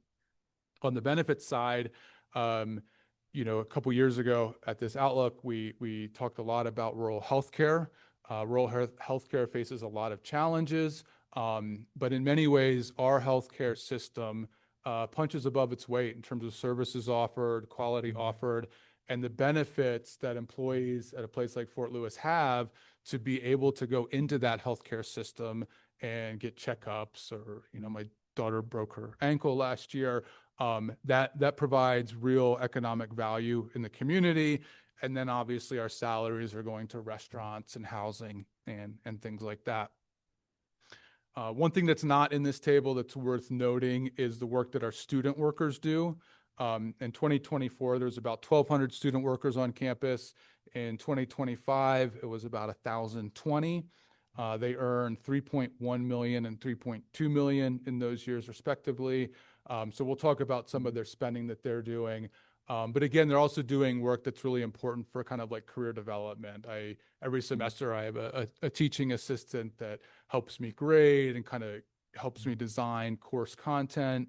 They're doing original research. I think we'll hear about some of that later from some of my colleagues. So important work, but also earning important money that they can spend in our economy. Okay, so now we are starting to have some data that we can look at, that we can analyze, that we can plug into our models, but we now need to make kind of a big methodological decision. And the decision is what's the geographic economy that we're interested in? Do we want to look at the city? That's where we are. Do we want to look at the county, the region, and so on? For a few reasons, the city level analysis for an impact study is really problematic. Again, we're small, we're rural. It's really hard to get the amount of data and contemporary data to make those models kind of spit out accurate and precise numbers. So we're gonna start at the county. And what I'm going to do is focus on the county and state when we get into some of those economic impacts.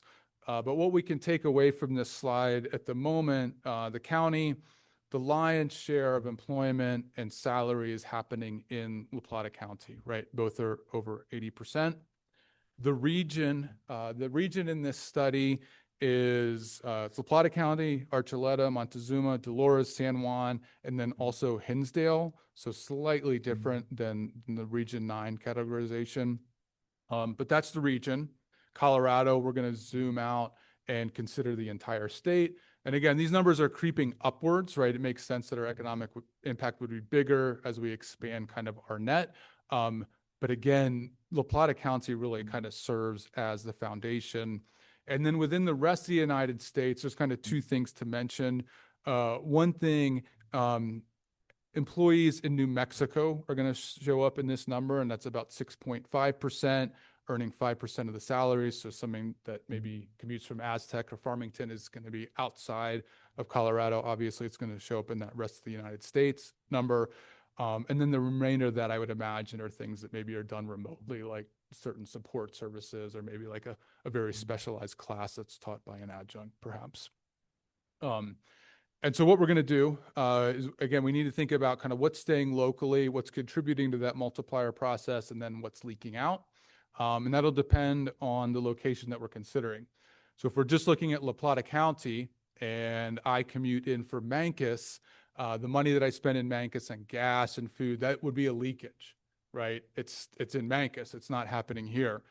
But if I zoom out and consider the region or Colorado, that would not be a leakage because now it's within the economy that I'm considering.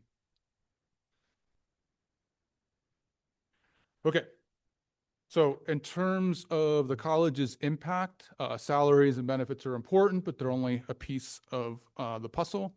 Here we have operating expenditures and then capital expenditures for fiscal year 2023, 24, and 25. This includes salaries and budgets, so that's going to show up in operating expenditures. When I think about a college, I often imagine it or think of it as like a small town. So we're like a town within a town, right? We have dining services here. We have plant services. We have academic support, right? A library, IT. We have student services like counseling. There's utilities. We pay insurance. So there's a lot of things that we're kind of paying for as a very, I would say, kind of dynamic and very diverse organization. So then in capital expenditures, these are things we do to maintain our infrastructure and services. So it might be replacing lab equipment for a chem lab or updating buildings and so on. And so given this kind of vast array of things that we need, right? Supplies, goods, services, all that type of stuff. Some of it we get locally, some of it we don't.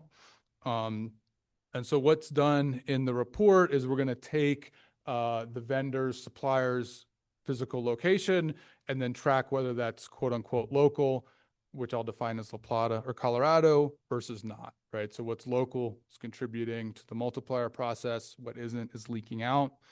So about a third of our spending is within Colorado. So about a third of this budget is spent within Colorado. And then from that, about half is within the region, or about 48% within La Plata County. So a third Colorado, half of that then staying basically in the region or at the county level. In terms of what our students are spending, again, just like those tourists from Texas, they're spending a lot of money in our economy. The way that they derive these numbers, these are all in millions of dollars. The way that they derive it, they're assuming that half of our students live off campus, and then a quarter of those live with their parents. As you might imagine, housing's the lion's share. 2025, a bit over 21 million. They're spending a lot dining, that's 7 million. And then we have kind of transportation at 3.2, personal miscellaneous at 2.9, and then books and supplies at 2.2. So last 2 years, about 36.5 million. That's about 2 million up from 2023. And again, we want to account for what does that do to our economy. All right, so we have some data, we have some numbers on spending, we have some numbers on budgets, but there's a few kind of key concepts and terms we need to get in our toolkit before we get to the actual economic impact. So we're going to be looking at all of these here in a second. So when we talk about employment, when we talk about the number of jobs created, this is a head count of jobs. It doesn't differentiate in terms of hours worked, so it's going to keep part-time, full-time, seasonal, all get counted, all have the same weight in the calculation.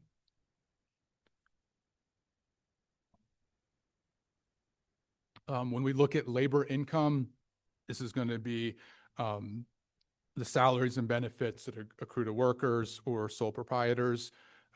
Value added, that's going to be the contribution to GDP, or gross domestic product. When I say domestic, I'm going to define that two ways. And one way it'll be defined as La Plata County. And the second way it'll be defined as the state. And so again, going back to our notion of a counterfactual, we're going to be maintaining that these jobs, this income would not be generated without Fort Lewis being here. We then have output. So output and value added are similar, but there's a key difference. So with GDP, with value added, that's the monetary value of what economists call final goods and services. So if I go to the local coffee shop and I buy a $3 cup of coffee, $3 shows up in GDP. But what's in that cup of coffee is a number of what are referred to as intermediate goods, right? I need some coffee beans, I need some water, I need a paper cup. GDP does not count those intermediates, it just counts the final price. Output does, right? So in essence, there's a bit of double counting, if you will. So what was the value of the intermediates, and then what was also the value of the final good? In many ways, the numbers that we're going to look at are kind of conservative. The report does not include visitor spending. So visitors that come to Fort Lewis, maybe to watch a sporting event, maybe to visit campus, those weren't tracked. That's not trivial. So that's not going to be in there. And then I mentioned some of the student employment stuff.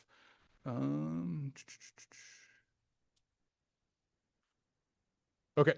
And then kind of going back to my little story about Texas tourists, there's a direct impact, indirect, and then induced. So the direct impact is the direct injection into the economy. So a student that spends $20 at Zia to go out to eat, or yeah.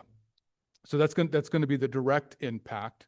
That then leads to an indirect impact, right? So one of the things that Zia could use, they're going to use some of that money to pay their workers or purchase local supplies. So that's going to be the indirect impact. And then the induced impact is then what those workers that benefit from what they spend their money on, right? So student spends money at Zia. Zia then is able to pay some of their workers, and their workers in turn pay their electric bill, for example, right? So we have direct, indirect, and induced, and that's what we'll use to estimate the multiplier effect. Okay, so we're going to look at it a few different ways. I'm going to start at the county, zoom up to the state, and then bring students into the equation as well. So this is Fort Lewis's economic contribution to La Plata County in 2025. Again, we're starting with that direct impact of 669 jobs. We think about the spending, we think about salaries and benefits, and then what that's going to lead to is basically 1,000 jobs in the area, in the county. So the total impact from Fort Lewis, we're going to add students here in a second. It's just under 1,000. In terms of labor income, we're generating a total of 72.2 million for the area. Again, that's not just people at Fort Lewis. That's those multiplier effects kind of rippling through our economy. Value added, The GDP piece is 101.6 million, and then output, that kind of combination of GDP and intermediate, would be 167.5 million. Right, so those are the primary economic impacts at the county level. If we jump to the state, those numbers go up, but they don't go up a ton. And again, that's going back to the majority of our presence is here in La Plata County and in Southwest Colorado, right? So we see the jobs go up by about 24, an additional 1.6 million in labor income, an additional 2.8 million in value added, and then an additional 5.3 million in output. And that's at the state. So that's kind of Fort Lewis's piece. We can then add to that the contribution of our students, right? Because they're spending money on housing and going out to eat and all those good things. Last 3 years, we start at 258 jobs that are created through student spending, go up a little bit in 2024, about the same number in 2025. So about 260 jobs being created in 2025.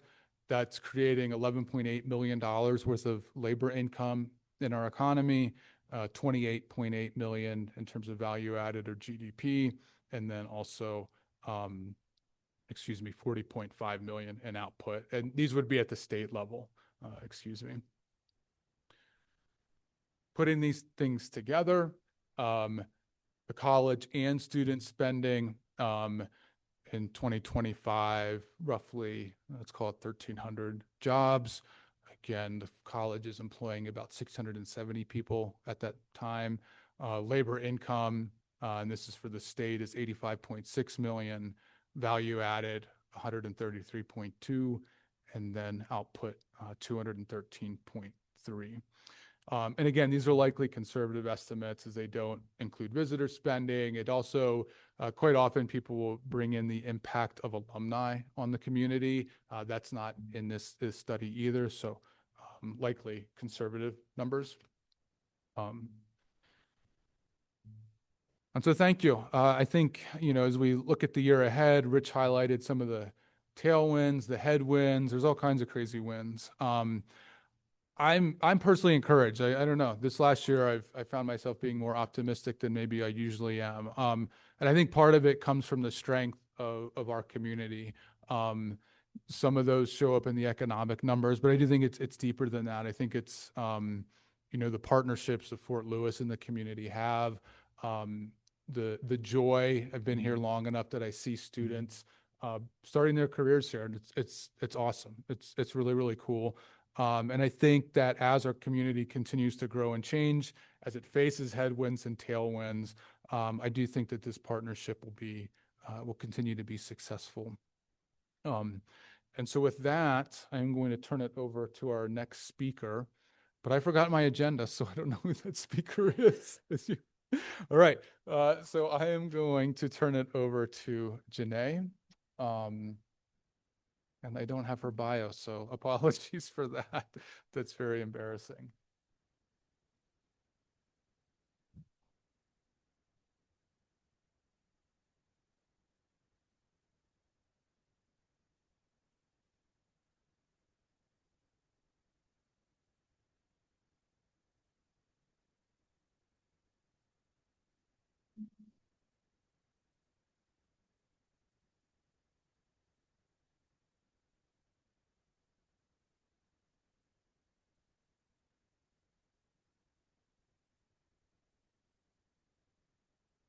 All right, thank you for your patience while I set up some props for your entertainment. My name is Janae Hunderman. I am the Director of Career and Workforce here at Fort Lewis. I'm also a 2003 alum of FLC. There's some hands cheering in the back. Thank you. My mother is also an alum, class of 2000, some interesting math there. So I've been around for a while and I know the college a bit. I've been here for just over a year and I'm really excited and honored to be here. So I'm going to talk about this national and state level data and what the local impact is on that. Some workforce trends, you've already heard about those. I'm going to dig in a little bit deeper. I'm going to talk about the FLC's role and strategic plan, and then I have an employer call to action for you. Okay, reality check. Although we've been saying our students are really well prepared, they're doing amazing work here. When they graduate, it is not the same world that I graduated from in 2003. I was able to find a job using my degree within a year, and I wasn't even trying. I tried ska brewing, which was not my degree, and they didn't hire me because I didn't drink beer. Minor detail, right? So I found that job not trying. Our students today, they're not finding those jobs. They get the degrees, they have the skills, they're not finding jobs. So 52% of four-year grads are in non-degree jobs. That means they're waiting tables. How many of you remember in the late 90s and early 2000s here, we used to have this joke, and I thought it was really funny back then, and it's not. But the joke was that you have to have a master's degree to get a job waiting tables at Carver's. Do you guys remember that joke? Yeah, so I used to laugh so hard. I got a job using my degree. I thought that was so funny because I didn't think it was a thing that we were trying to do. But it's a really big problem now. We have the narrowest degree versus non-degree wage gap in 30 years. That means those of us who have earned a degree are not making significantly more than those who have not. And also our entry-level roles are shrinking in our AI exposed fields. I think we all know that that's happening. So I want to pull out a visual here. I apologize to those of you on the front side of this room, or of the room, you might not see my visuals. But K-12 plus 4 years, that's, do some quick math. What is that? 17 years. I'm going to put this stack of books out and I'm going to call it 17. I did think about bringing you 17 books, but that was going to be a different kind of entertainment. So 17 years. That's 17 years of learning that our students have done in order to be prepared for the workforce. And when I say prepared for the workforce, I don't like to think that what we're doing with our students is preparing them to be cogs in a wheel. I think of preparing them to contribute to the community, preparing them to find passion and purpose and contribute in a way that really lights them on fire. We're just letting that sit on the table when we don't hire them for the skills that they have earned. But let's get personal, right? Let's go back. What were you saying, Nate? A blast from the past here. This is me. I think I was in first grade here.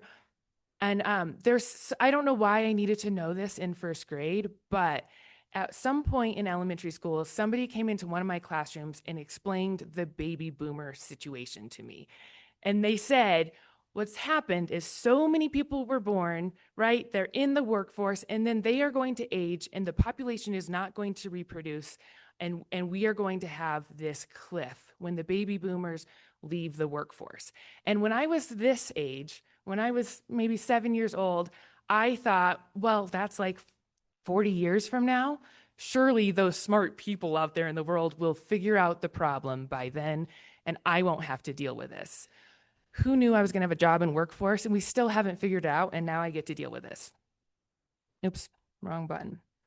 So here we are now. The retirements, if you can't see this in the back, the dotted black line is the predicted rate of retirements, and the orange line is the actual. People are retiring faster than we expected in the 80s. So my little first grade self is very upset about this because we still haven't figured it out. So that is leading to all different kinds of challenges when we think about our workforce. Here's an image from Colorado Talent Pipeline Report. I don't know how many of you are familiar with the TPR. It comes out every year. Rich is familiar. This report is published by the Colorado Workforce Development Council, and it has a lot of really great data that we should be paying attention to. If you look at those green boxes at the top, back in 2000, 10.9% of our population was 55 and older, and now over 20% of our population. So we've nearly doubled that age range. And if you look at the bottom boxes, those blue ones, we are not reproducing at that same rate. So 16% of our population was between the ages of 16 and 24 in 2000, and now we're at 12.3%. So we are going down. We are not replacing people. We are not reproducing as much as we used to be. So what this means, we have those baby boomers retiring earlier than expected. We have a lower birth rate. As Rich was saying earlier, we have low immigration and we have low unemployment. So the predictions are the US will still lack talent. We are going to have a talent shortfall coming. But what I'm more concerned about is the loss of institutional knowledge. Let me grab some more books for you.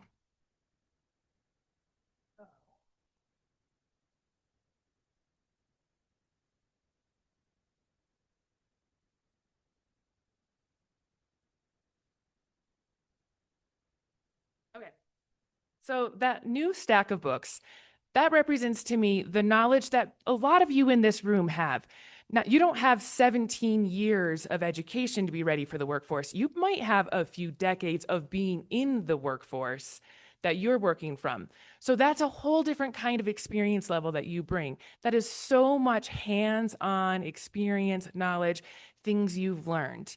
And when we lose this population, when the baby boomers retire, that knowledge is going with them. And what's happening is if you look at this, there is a gap. Do you see this gap? Let me pull out Skylar the Skyhawk. Skylar the Skyhawk is trying to leap from one of those stacks of books to the other, and he doesn't have the wingspan for it. So he's falling in this crack in the middle.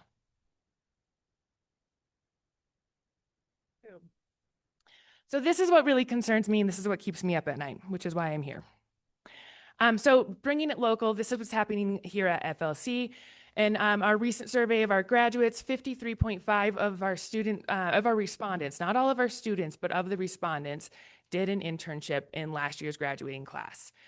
Only 19.2% of those had a job when they graduated. That does not capture the number of students who are going on to graduate school who are choosing not to get a job right away because they're going to go take 3 months in Argentina. More power to them. It doesn't capture the students who are in a job that is relevant to their degree versus not. We don't know those numbers from this data. We also have data showing that we have a significant number of students who are still seeking work or they're unemployed after graduation. And this is really a challenge for Colorado in general. When you think about 50% of our students stay in this state and 21% of our students stay in Region 9. This alumni data, just so you know, this is from Coming LinkedIn. So it's not as accurate as it might be. If you are an alumni, please share your data with us. Let us know where you are. But that is kind of a good snapshot of where we might be. And so what are we doing about this? That was a lot of doom and gloom, but what are we at FLC doing about this? We just launched our 2025-2030 strategic plan in last year, January. We've already made a lot of progress in it. We're 1 year in and we can already say that we're making movements in these areas. So we've got 5 different areas that we're looking at, and we use this braided interwoven symbol to show how these different things are all interconnected. We can't have one without the other. What I'm going to focus on in the next few minutes is the student ready piece and the community connections piece. Okay, so student ready. Within student ready, one of our goals we've named career readiness, which I love. And the big bold goal that we claimed here is that we want to ensure all students graduate with the skills, experiences, and networks necessary for meaningful employment. What you can see in my cute stack of books over here is that the skills is there in the first book, but do they have the experiences and the networks for them to really get that meaningful employment? That's the big question that we want to answer. One of the challenges that's also represented over here is that the demand for junior talent has fallen while demand for senior talent has climbed, which means this stack of books here is getting spread further and further apart, and it's getting harder for our students to get into those jobs. So what we're doing here is we have so much skill that we're not using. We're leaving on the table. I love this quote. Brandon Bustede, he's kind of LinkedIn famous in the career development space. He says the number one thing college students want their institution to prioritize when it comes to career readiness is helping them find an internship. Number 2 is building stronger connections with potential employers, which is connected to number 1. Then he says, I will never understand why higher ed leaders haven't prioritized this. I love following Brandon's work because he always he just kind of like sticks that dagger in there and twists a little bit. He says it like it is, but I'm proud to say here at FLC, we are prioritizing this. We've actually set a goal within our strategic plan that 90% of our students by the year 2030, 90% of our graduates will have completed an internship, which is amazing. And also a really bold, scary, intimidating goal. How are we going to do this? We'll get to your part in a minute. He also says that I'll also never understand why CEOs haven't made it a priority to offer more internships for students. After all, it's the number one thing they want to see in a graduate as well. When you look at job openings, people are looking for more and more experience, but are they willing to give people that experience in order to have the experience to be hired? So we have this disconnect happening there. So career readiness, why it matters and what we are doing. Why it matters, college often equals career readiness for students at this point. When you ask students why they are choosing a four-year degree, it's because they want to get a better job at the end. And when they don't get that at the end, it's a disservice that we're doing to them. We also know that economic mobility depends on skills and networks. Raise your hand in here if you've gotten a job before because of somebody that you knew. Look around the room. Almost all of you are raising your hand. If our students don't have those networks when they graduate, they'd have less chances of getting the jobs. I actually was talking to a student last night who graduated from FLC in spring of 2025. He got into a job that was relevant to what he studied, and he was in it for a few months, but it was not the right fit for him. And he didn't know what to do. So he called on a mentor that he had his senior year here through our Springboard Fellowship program. He called up his old mentor and he said, I don't know what to do. I don't really like this role. That mentor introduced him to the Bank of Colorado, and now Saul works there and is beyond overjoyed. It's such a better fit. But it's because he had that network who could introduce him to somebody that he got that opportunity. So networks are so incredibly important to our students. What we're doing here at FLC, especially connected to our strategic plan, number one, we are moving away from the traditional career services model. And this might be a little bit in the weeds for those of you who are not in this field, but the career services model is what we might call opt-in. This is where students who know to come visit my office do, and faculty who know how cool my office is partner with us. And the rest of them, well, best of luck to you.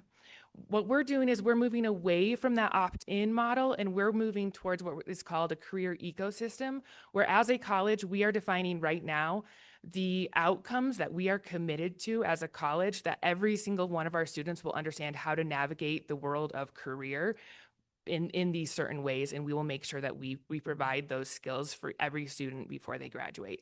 So we're working on that. Another thing that we want to do, I mentioned the internships, but we're also looking at industry-sponsored projects, increasing the participation of industry in our classroom. So this is for businesses out there who might not have, or maybe you do have, I'm not going to say what your capacity is. Maybe you can do internships, maybe you can't, maybe you want to do both, but an industry-sponsored project is where you come in to partner with one of our faculty and you say, hey, I have a project. Maybe you don't actually have time in your workplace, you don't have the capacity, you don't have the team to do this project, but it would be so incredibly beneficial. And it's real work. It's not some made up cute thing, but it's real work that needs to be done. And you bring that directly to our students and you let them do it in the classroom with the faculty watching over them and supporting them. This is a huge win-win opportunity because our students get to do real work and they get to see how this fits into careers. They get to see an example of careers. And then they also get to, you get a project completed and they can do really great work. And so it's a win-win and it costs almost nothing. So we want to increase those sorts of things happening on campus as well. We want to become what the Colorado Department of Higher Education is calling a career-connected campus. There's a significant rubric of things that we need to do to show that we are really committed to being to supporting careers for our students, and we're working towards earning that designation as well. So we're doing a lot of work to make sure we're preparing every student to be able to navigate the world of work, because it is different than it used to be, and it is harder to make that leap than it used to be. It's so much doom and gloom, but it's all really exciting stuff that we're doing up here. So now on to another section of my work. I kind of wear two hats here. When I think career services, I think directly of our students, but we're also concerned about the workforce. So if I go over here to, well, let me read my slide first. Our goal with our strategic plan is to co-create. That means with you, not us up here on the hill by ourselves. We want to do this in collaboration with you. We want to co-create a dynamic workforce to address regional needs and advance economic mobility. And this is the slide that Rich so kindly found a spelling error in my cut and paste. I apologize that I didn't look through your data. You should never trust an economist with their numbers. But according to Katz, this was a quote from 2025, "The speed of skill change, every job in the US is changing, are you?" They say skill changes are happening so rapidly that if your business is caught off guard, your work can be disrupted overnight, making it vital to stay ahead of the curve. What this looks like in my cute little stack of books.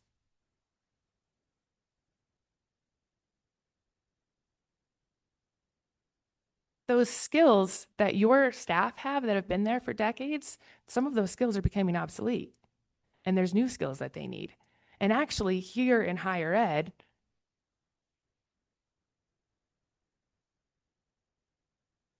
there's a chance that we're behind the curve too. And we actually don't know the skills that you need because they're changing so quickly. So what we need to do is we need to talk more about the skills that you need so that we can make sure we're aligning. So first of all, we can align our curriculum here on campus, put the right skills back in, but also we want to create trainings for your employees. How many of you have gone to Denver or Albuquerque, paid for the travel, the flight, the hotel, and the per diem, and all of those things to attend a training so that you can keep your job or gain the skills that you need in your job? That is much more expensive for our community to do to get that training than it is for somebody who lives in Denver. So what we want to do here at Fort Lewis is we want to help bring those trainings here. We know education, you know the skills that you need for your workers. Let's talk about that and let's create those trainings right here so that you don't get behind when your workers no longer have those skills. So we'll build up your team again.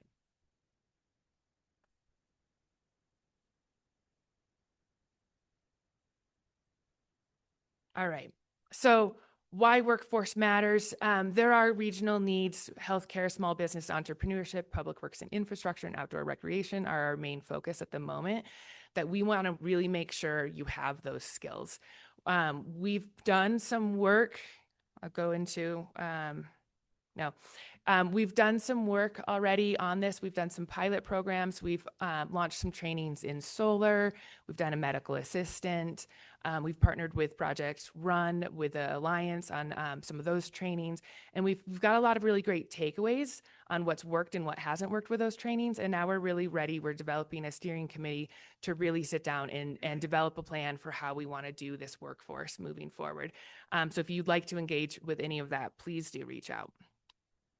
So to wrap things up, employer partnership is what we're really excited about here, what I'm really excited about here at FLC. Community connections is one of our top goals in the strategic plan. And when we do this, we'll be able to solve a lot of these challenges for our region. There's two different strategies that I'm hoping you'll engage in. Number one is supporting our students through internships, other work-based learning experiences. And then there's supporting us to support you to develop these upskilling and trainings for your teams. So here's my call to action for you. Offer those work-based learning opportunities, partner with us on those skill needs, and support the reskilling and growth paths of your own current and future employees. And what this will do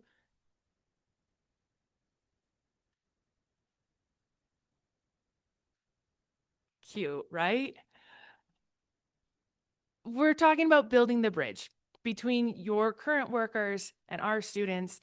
Our students have skills that your workers can learn from. Your workers have skills that our students can learn from. And this is how we build a really strong talent pipeline. And with that, I'll share this slide with you so you know how to find us. This is our career and workforce team. A few of us are in the room right now.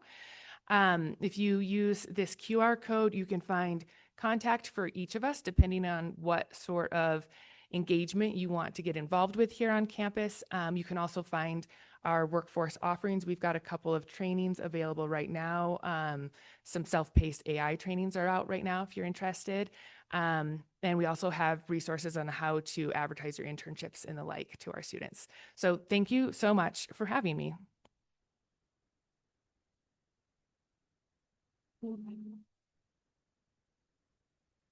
And now I'm going to pass it off to Nicole Guthrie, who will talk about the AI Institute.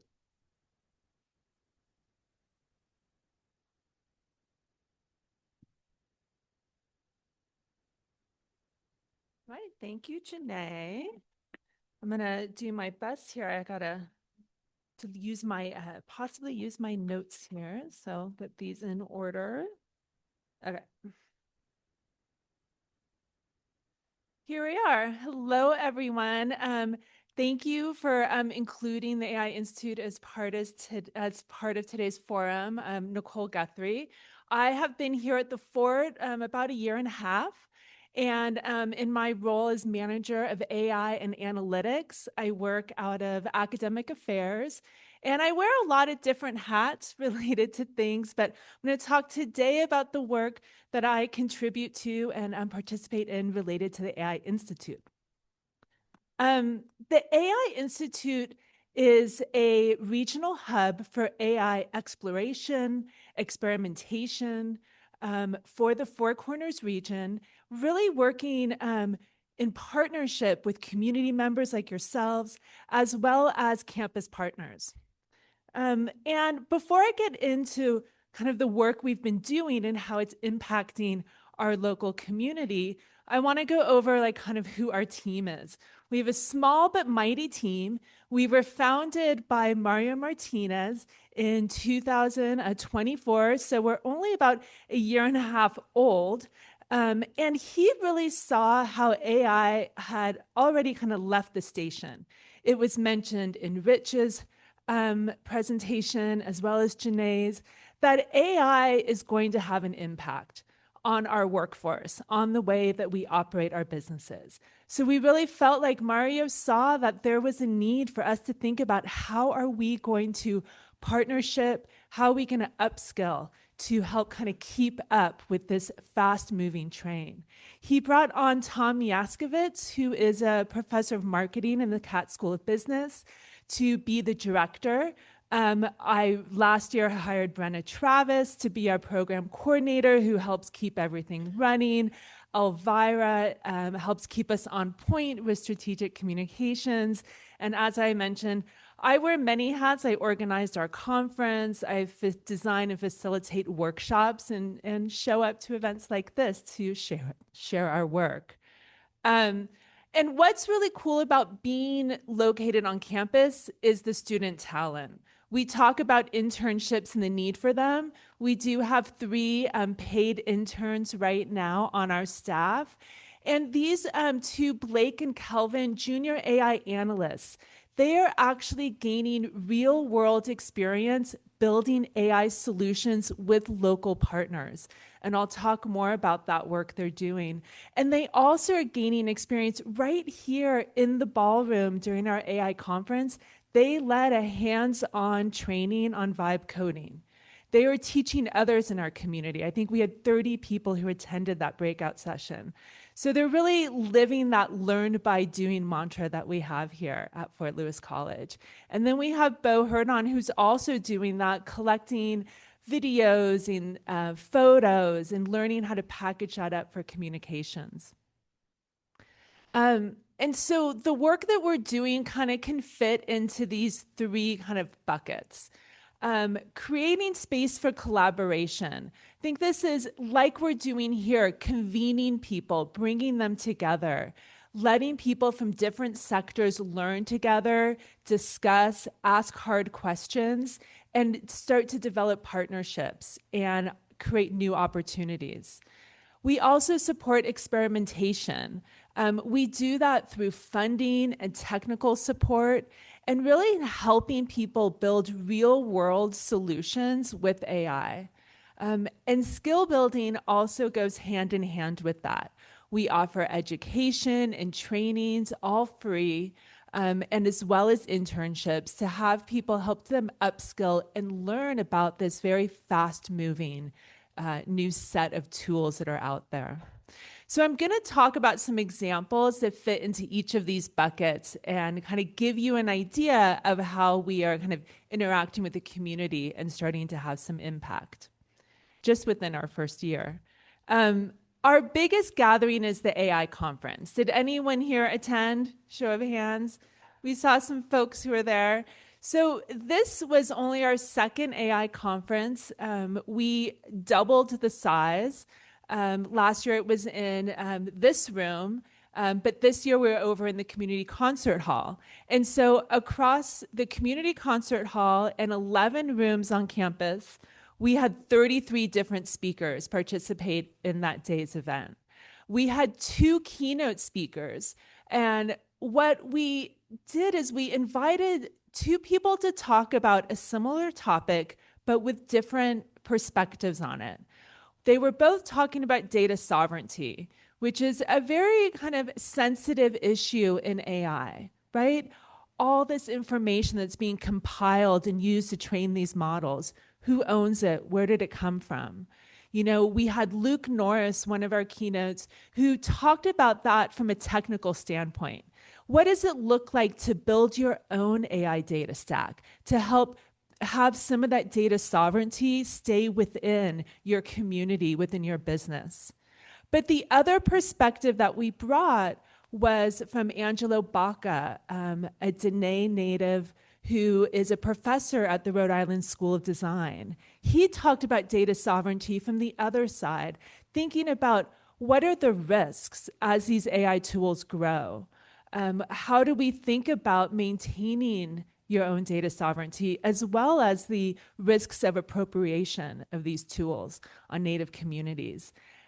I heard a lot of grumblings, and some people were happy that we brought together people who maybe seemed like they had competing ideas to one conference. But that is exactly why we convene. We convene to bring together people to ask hard questions, to have difficult conversations. And that is how we'll continue to grow our knowledge and our community expertise in this area. Also at the conference, we had 15 breakout sessions, and they were all led by local leaders and doers in AI. So we were learning from each other. We covered topics, everything from how to get an AI startup funded, which was led by Mark Nager from Howdy Partners, who's a local funder. We had, like I mentioned, our students teaching people how to actually code, doing hands-on work. We had people come in talking about how they're using AI in their nonprofit to extend their bandwidth of small teams. And then all of this was attended by 587 attendees. And so we think about what's the impact on the local community. So all of these attendees did not just come from Durango. We actually brought a lot of people from out of town to join us. And people represented 20 different cities across our Four Corners region. 79%, though, of our attendees came from La Plata County. We had 4% coming from Archuleta and 4% coming from Montezuma. This shows all the different cities that we're representing. We had people coming from New Mexico, which was great, from Tucson, from Austin, and really by bringing people from a broader region, it really helps kind of make richer conversations. I heard from folks that they met people that they otherwise maybe would not have bumped into and made new connections and created new opportunities. And who were these people? They were coming from a really wide range of occupations. About 30% of the attendees were either in education or local business.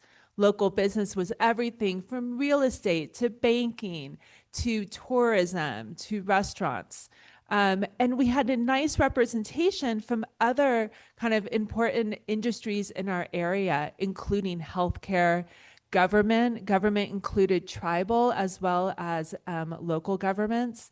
And no surprise that we had a nice attendee of our retired community here, which is definitely someone who comes to a lot of these events.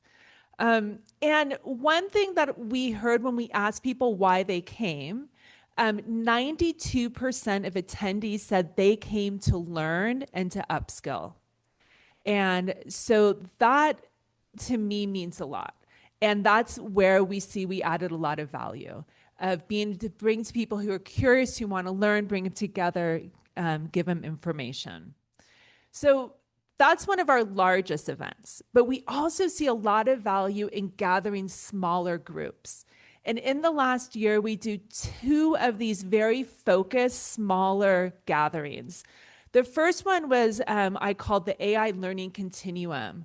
I worked with our partners at the 9R School District to develop an evening workshop that was attended by a mix of administrators, faculty, instructors, to think about, one, we looked at how is AI already being used in the classroom. So being used a lot in K through 12. A lot of that are tools to help with curriculum development, but also how are students being exposed to it? And then we spent the rest of our evening ideating together and brainstorming about how can we work together, higher education and K through 12, to kind of help educate along this continuum. We here at Fort Lewis College are going to start getting more students who are exposed to AI through K through 12. Also, it's our responsibility as educators to prepare our graduates to enter an AI-infused workforce. And how are we going to do that? So a lot of this still is trying to figure it out, but we're doing that work. Another really important gathering for us was one that we did with the city of Durango. We worked with their leadership team. We did some pre-interviews to create a whole half-day workshop with them. And in that workshop, we sat down and we went over to kind of think about how do you map out a plan for AI implementation? And that includes everything and from first establishing what is the why. Why use AI? What's the purpose? What's the end goal?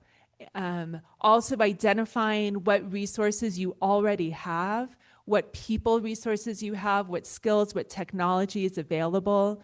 We talked about also how do you do training? And I think one of the more important things that gets missed is you have to establish what success will look like.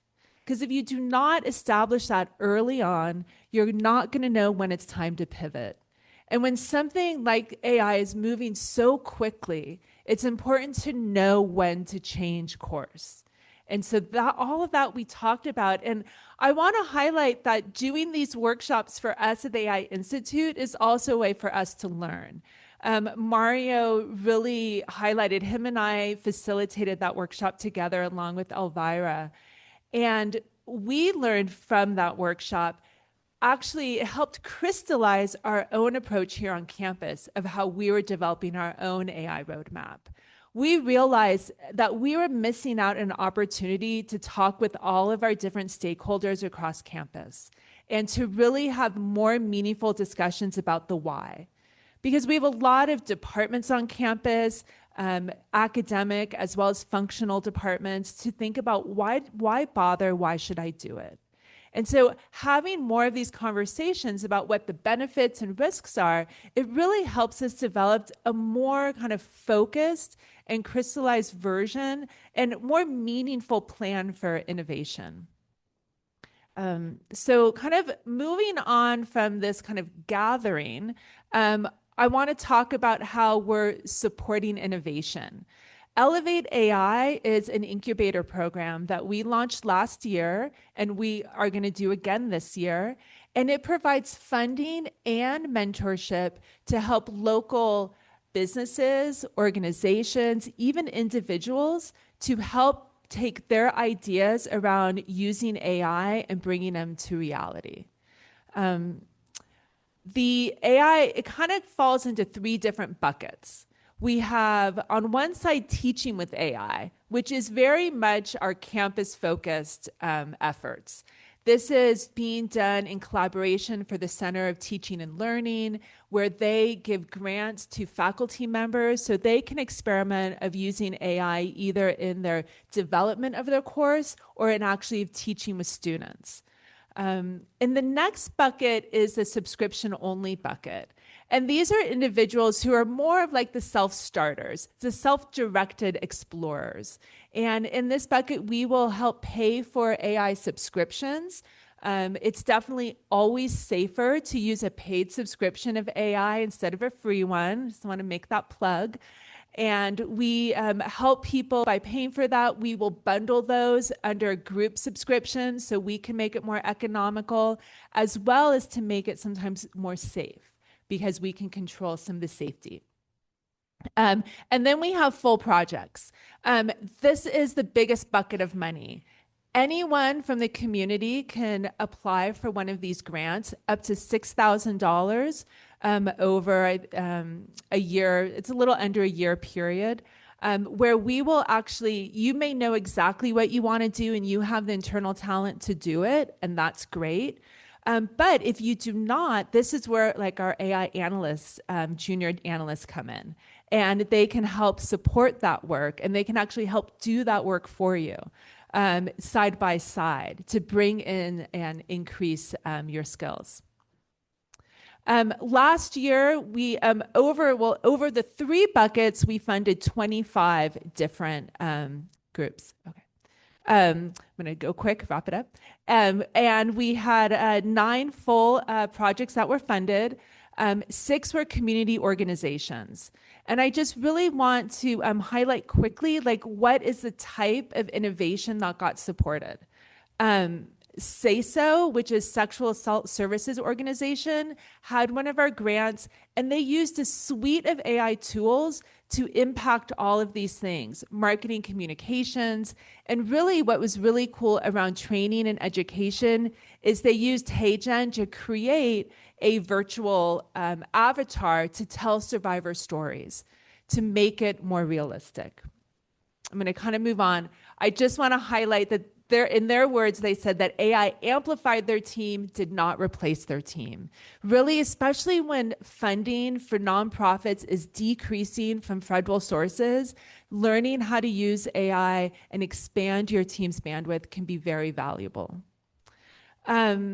So the other thing I don't want to miss highlighting is our Katz AI workshops. These are free. These happen downtown at the Center of Innovation. This is a highlight of kind of what Tom Yasikowicz designs these and leads these. He's always really thinking about how does he connect this training to what people need to actually do in their day-to-day life.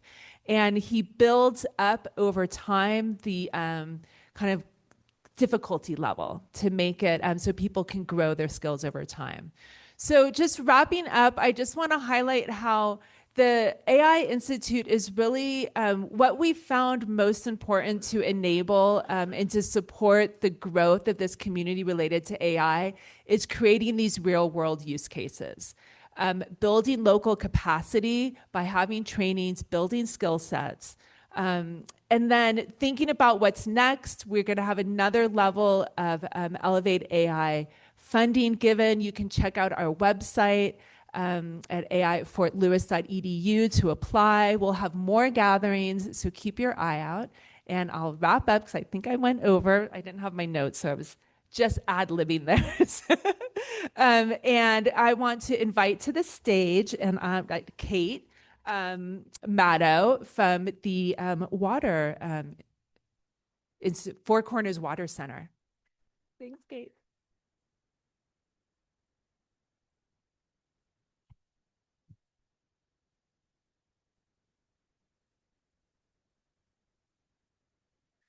Hi, everybody. Thank you so much for having me. I hope you all are enjoying this event as much as I have been so far. My name's Dr. Caitlin Mattis. I'm a professor at Fort Lewis in the Environment and Sustainability Department with a joint appointment in teacher education. And I'm also a faculty affiliate with our Four Corners Water Center. So I'm here today to speak about that.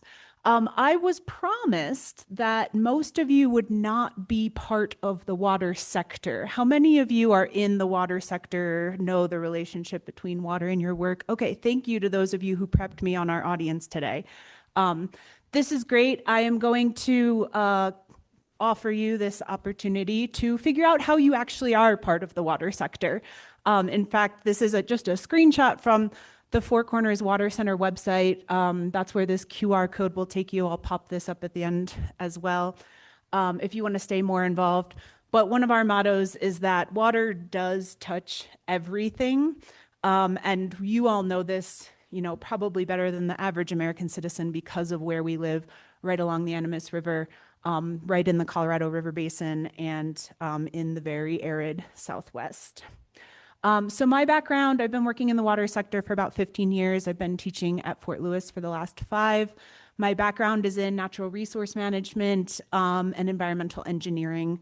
And I was also the previous director for the Water Center for 3 years, along with my faculty position. So I want to start out just kind of orienting us to what the water sector is. And you can see this was just kind of me brainstorming that there are a massive number of careers, sectors, development that's connected to water. The OECD estimates 1.7 billion jobs around the world are connected to water, related to the water industry. And that spans everything from agriculture to utilities. We talked earlier, or we heard a little bit about utilities and workforce earlier. Industry, ecosystems, the environment. We in this area have a lot of people working in water policy, and law. We have a lot of people, a lot of emphasis coming into our area on water recreation. We can also think about sovereignty, especially with our tribal nation neighbors.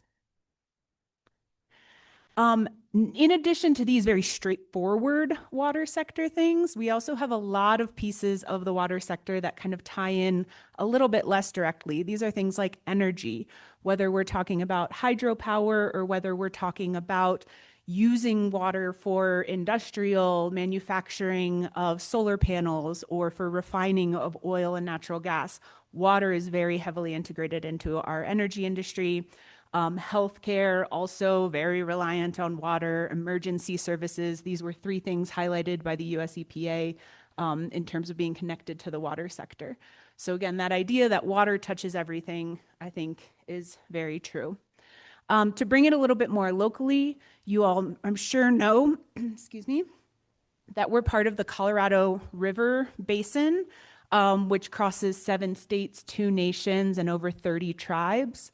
And we are in the arid Southwest. We do not have a lot of water, and yet water in the Colorado River is really integral to everything that happens in our region. The Colorado River itself and its tributaries provides drinking water for 40 million people in our region. That includes, we also have irrigation, over 5 million acres of farm and ranch land. And this is estimated to support a $1.4 trillion economy, $26 billion of which is recreation, which even working in this field, researching these numbers for you all, that recreation number really blew my mind. And of course, hundreds of thousands of people just in our region are working directly in water. And again, I'll argue anybody who wants to come up to me and, give me the test case, like, I bet you can't connect my sector to water. I would love to play that game. That'd be really fun for me. Of course, from the Colorado statewide example, one of the reasons why we are so engaged in this work is because we're a headwater state. All of the water that we have in Colorado started here as precipitation. And so this figure here shows those major basins and water that leaves our state. The light blue colors are dry years. The dark blue colors are wet years. You all can see that there's a massive change that can happen between wet and dry years. And most of that is coming from the West Slope, right? All of this water leaves our state. We're responsible for being good environmental stewards of that water. We have massive opportunities from the Colorado River Compact to develop that water use. We are part of the upper basin. The Colorado River is divided into upper and lower basins.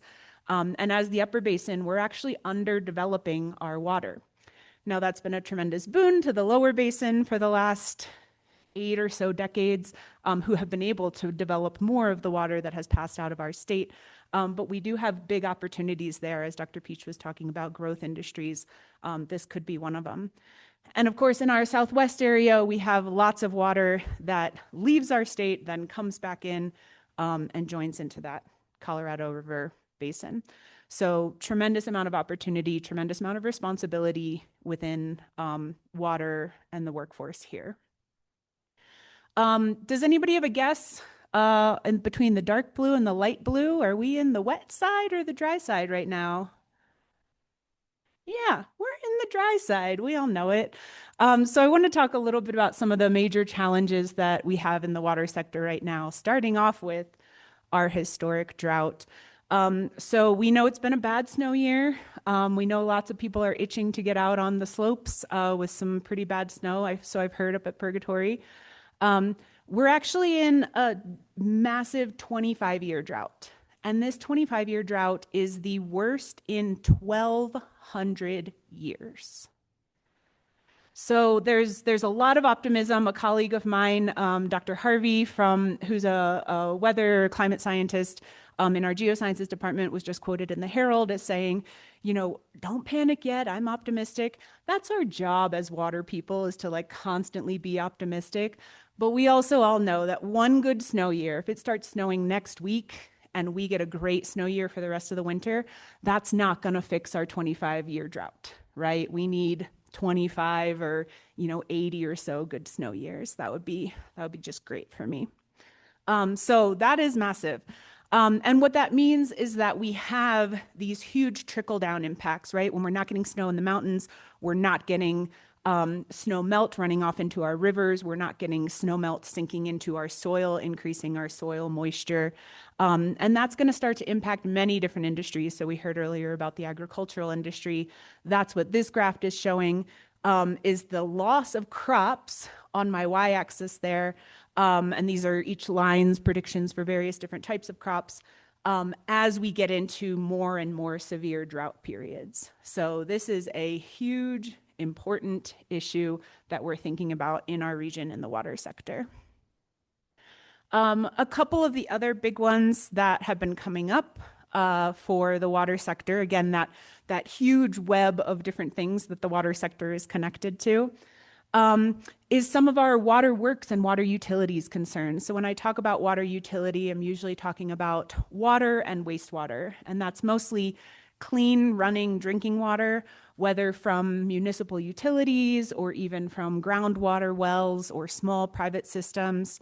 And then also the use of that water in our households, in our industries, and then taken out on the back end as wastewater, cleaned and returned to our environment. And there are 3 major things that are coming up in terms of concerns with water utilities. And this is from an American Water Wastewater Association report from 2025. The top 3 challenges in this area are capital improvement funding, aging infrastructure, and natural hazards. And we're seeing this firsthand in Durango. You all probably have seen all of the orange cones up all year as our utility folks for the city are trying to repair and keep our water running. We have constant short outages. I've lived in many different places. I've been in Durango for the last 5 years. It always blows my mind how quickly our outages get repaired here compared to a lot of things. So if you've been in here a long time and you're seeing a lot of the outages, rest assured it's worse other places, trust me. But we're seeing this, and this is I was actually talking to somebody last night who was sharing some of the Pagosa wastewater infrastructure stories. This is happening all over the place. This idea that our infrastructure is starting to show wear and tear. And this is largely a national issue because a lot of our infrastructure has roughly a design life of 75 to 100 years. And in the 1950s, the United States was doing massive water and wastewater infrastructure development after World War II. So if you can do that math, we are right at the end of those design lives, and we really have a lot to move to work on for development there. And so we're starting to do that, right? So we're starting to build that capital improvement funding in Durango. We just had an increase in both our water and sewer rates. I see that as a really good thing. We're still roughly 60% of the national average with our rates, with our base rates. So we need to build up that capital funding to be able to move forward in that way, to repair that infrastructure.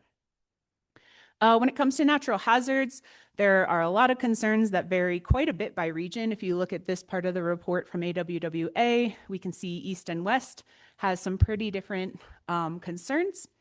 For the West, we've got droughts and wildfires, precipitation patterns, extreme weather that we're all dealing with in our region.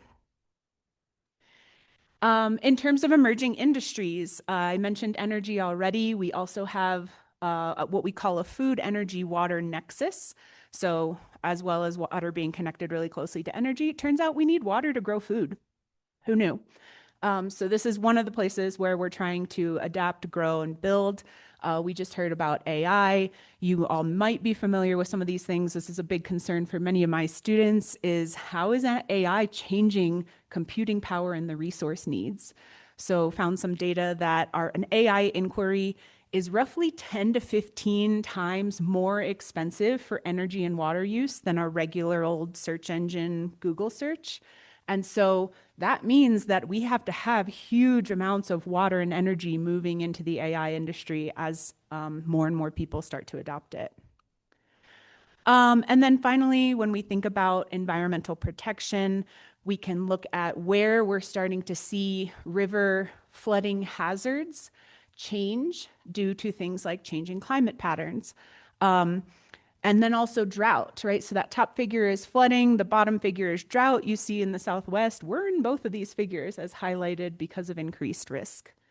I work in the environmental field, and so we have a lot of opportunities to look at nature-based solutions to try to improve those risks using mimicking of nature or using opportunities to restore natural processes like floodplains, like stream processes. So I want to really quickly highlight two major projects that the Four Corners Water Center has been involved in at Fort Lewis. The first one is connected a lot to what Janae was talking about with our Fort Lewis at Work, or FLC at Work, and Project Run.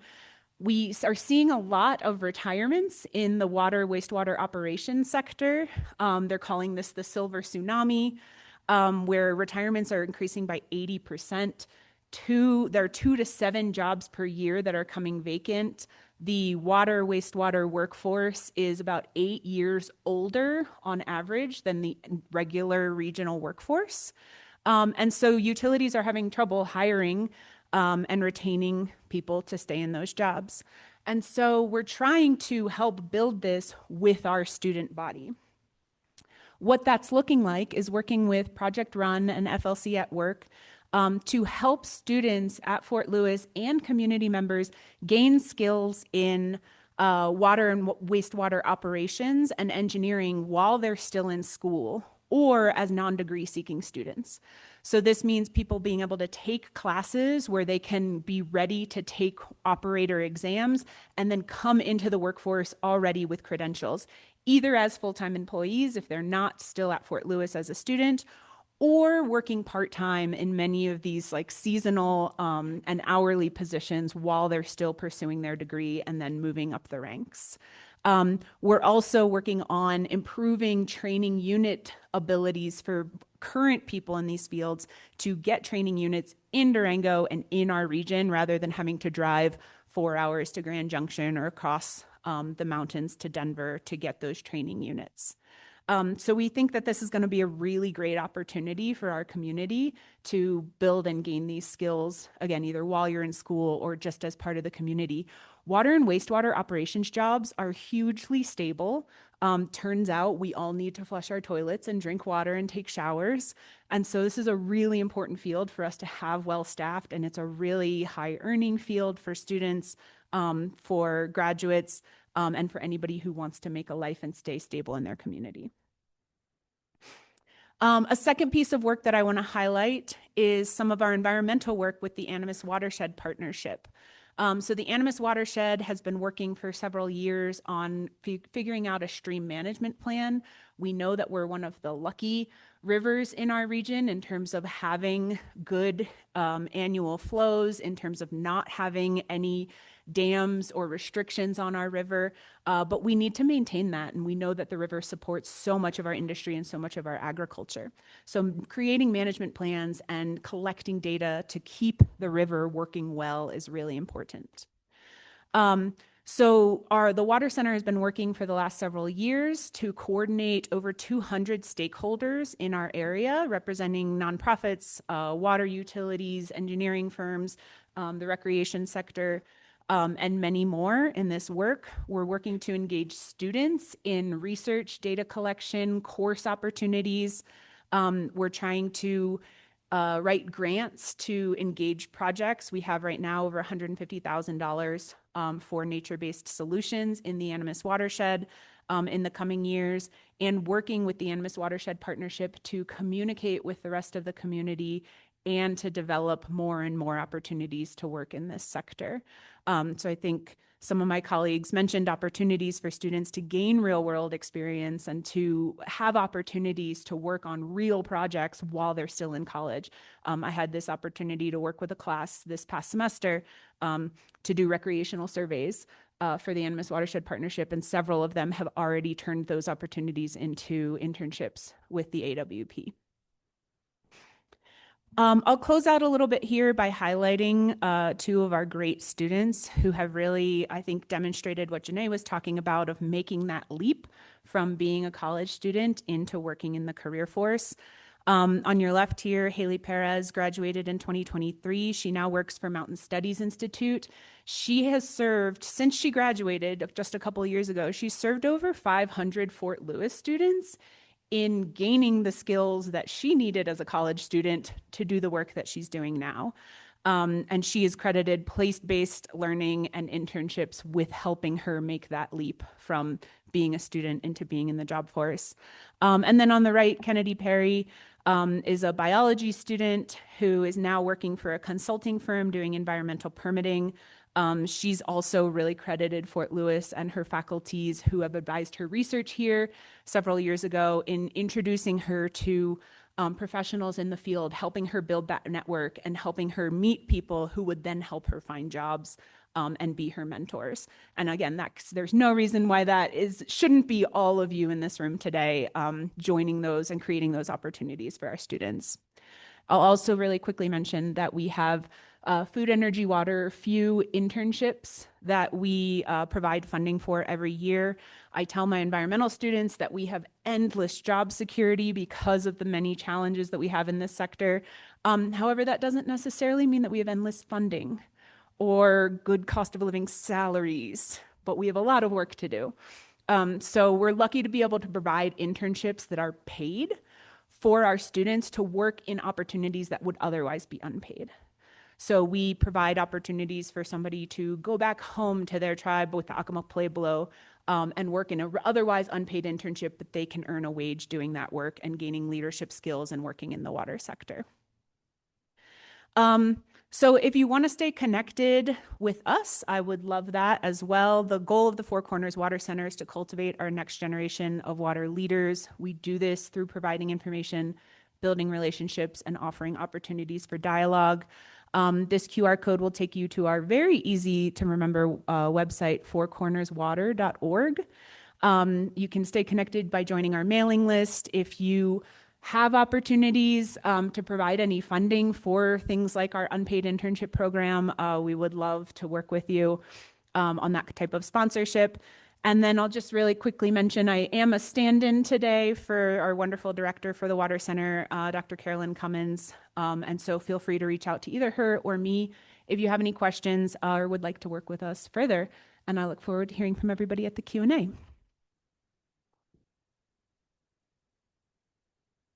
And I'll bring up Maggie LaRose to talk about our nursing program. I'm just going to jump in quick. We're running a little over time. We just have 10 more minutes of our last speaker, and then we'll do the Q&A. Thanks for hanging in.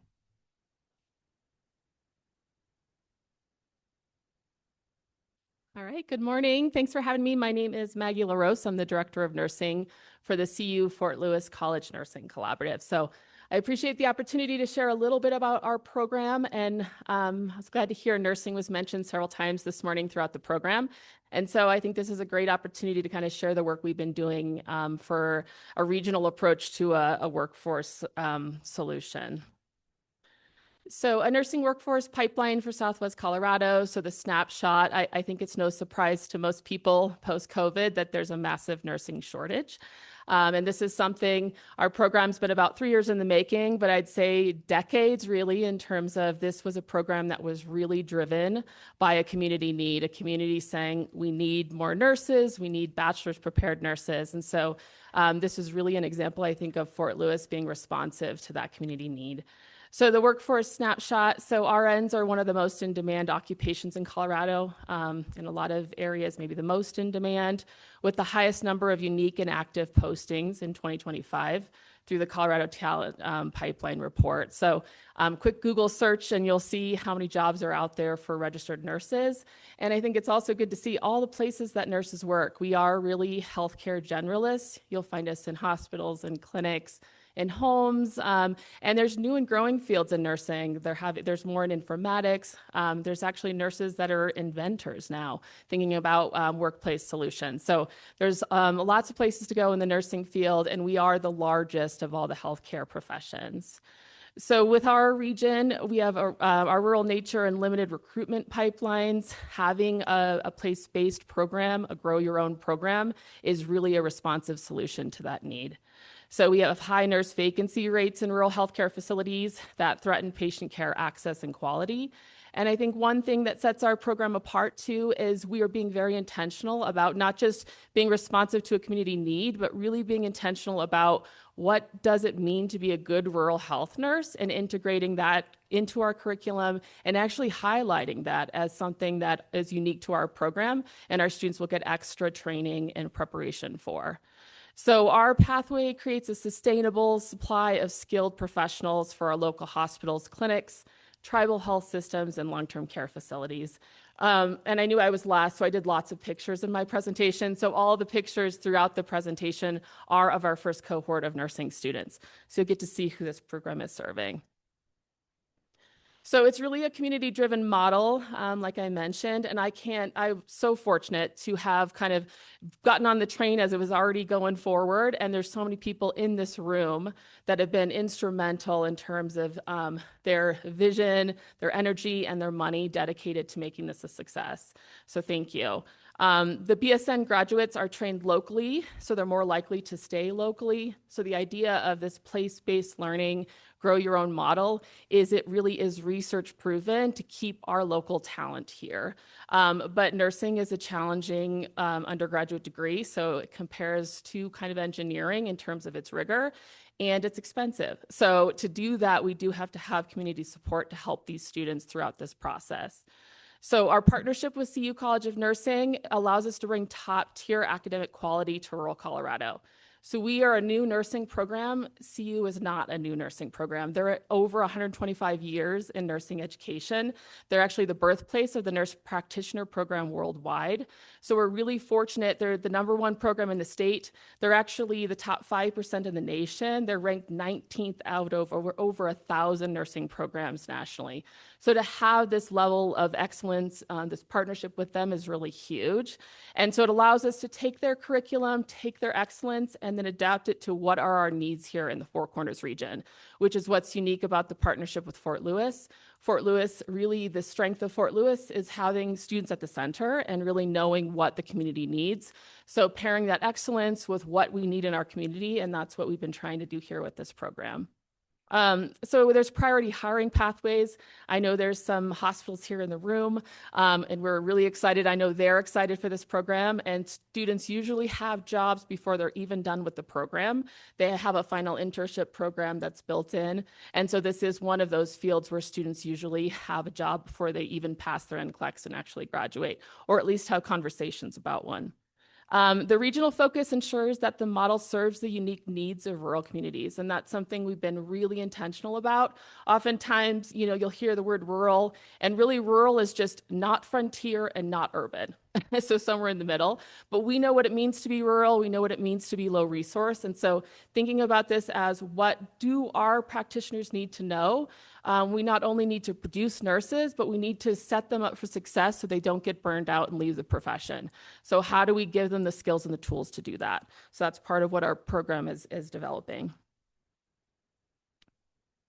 So again, with Fort Lewis, the partnership, this is something Fort Lewis is really known for, is having students at the center. And so we've been fortunate to be able to lean into existing programs here on campus that already know how to support students, particularly underrepresented students like first generation or Pell Grant eligible students. So this has been really helpful to have this support. We have a dedicated advisor. We have tremendous scholarship support to remove financial hurdles and keep training accessible, but we always need more. We tell our students not to work because they do class and lab, and they do over 800 hours of clinical. And so that support for them throughout the program is really instrumental in making this a success. We have support programs that strengthen belonging and academic readiness before they even set foot on campus. We have summer programs. And then one thing that was actually driven by some community support was a mental health and resilience program. So I don't think it's shocking to anyone that there's high rates of burnout in nursing. I think that was highlighted during COVID. But this is something that our students get trained for as freshmen. So thinking about what does it take to be mentally healthy? What does it take to build resilience? And not just throwing them out into the workforce and hoping they develop that along the way. That's something that's integrated into the curriculum and practiced along the way.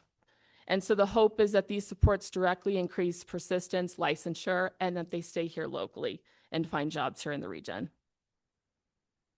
So there's been huge amounts of community and employer partnerships. We really could not have done this without community support. It's been really instrumental. So we've had multi-sector support. So we've had federal, a Department of Education grant, state, philanthropic, and health system partners who have supported us along the way. Over 130 gifts from over 90 donors. So I think that really speaks to, it's not just these big grants, it's been everybody giving what they can. And a lot of times it's just giving energy and vision and support along the way, which has been huge. We have over 28 clinical sites already established, and I put plus because we're working on several more right now with affiliation agreements.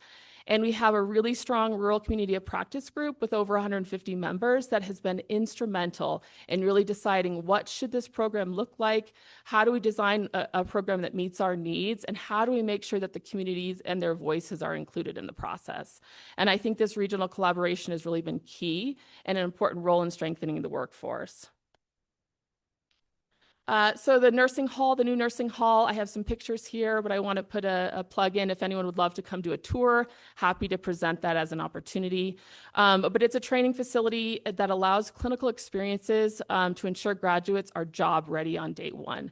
So the simulation, I don't know if many of you are familiar with that. It started in aeronautics. So similar to flight or pilots, we don't want our students to experiment on humans.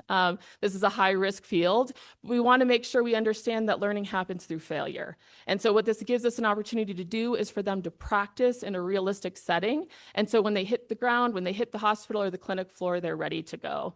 And we have a training environment that mirrors all the types of patients and settings where nurses work.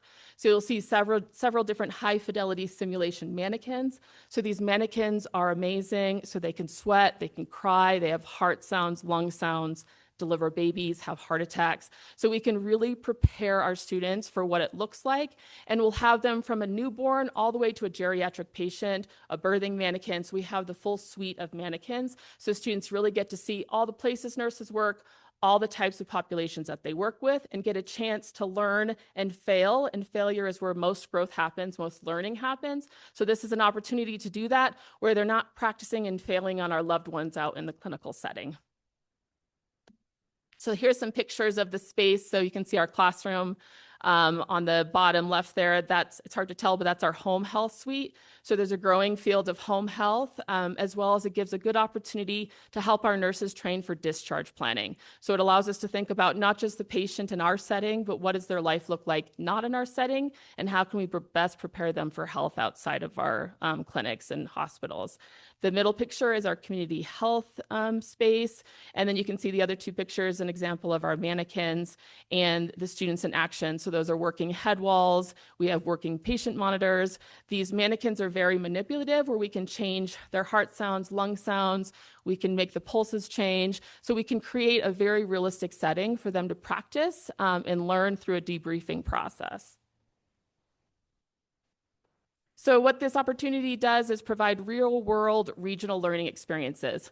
So it's obviously cool, state-of-the-art equipment, but essentially what makes it real is all the scenarios that we provide to it. So what we've been really intentional about doing is creating rural health-specific simulations, thinking about the populations we serve. So in the fall, we did a specific indigenous health scenario. So that's where these simulations actually come to life. So not just the high-tech equipment, we also use real patients, we use patient actors. And so this gives them an opportunity to practice these in a realistic setting. And things that are unique to rural healthcare, like trauma. So we have those types of things that are high risk but low volume. So something where it's a terrible situation, but it may only happen once or twice a year.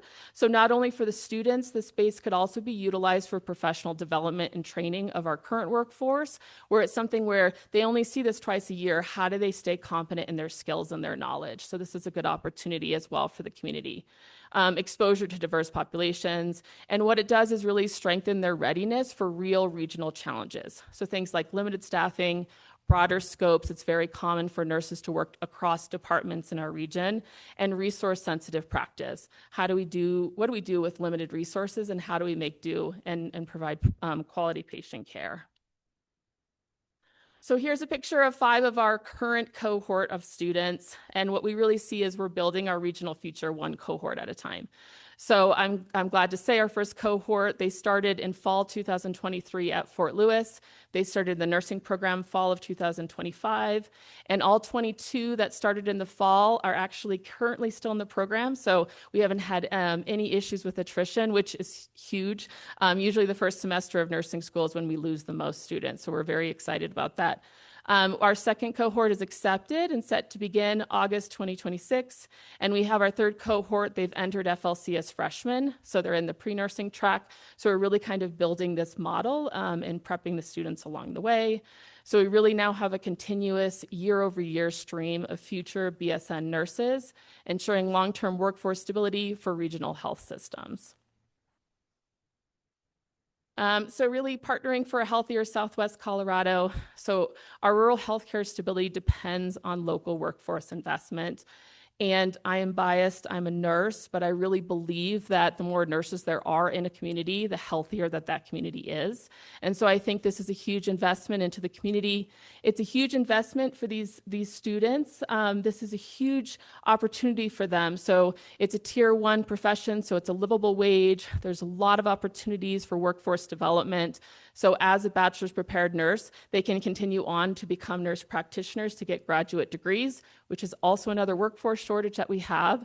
So I think it's really setting the individual student up for success, but also the community for meeting some of those local workforce needs. So our BSN pipeline is a proven workforce strategy, not just an academic program. So we're really thinking about that connection between academics and industry, and how can we make sure that we're serving the community and the needs of the region, as well as preparing students for the future workforce. So if you're interested in partnering with us for workforce alignment, we can ensure training for professional development for current existing healthcare staff. If you're interested, we have opportunities for student scholarships or support. And if we would love membership in our rural community of practice, we're always looking for new members. We meet quarterly, and it allows you to share insights and regional needs to make sure that our program is being responsive to the community. Or you can support student success through housing connections, transportation solutions, or community networks. So I know that was quick, but thank you all for your time.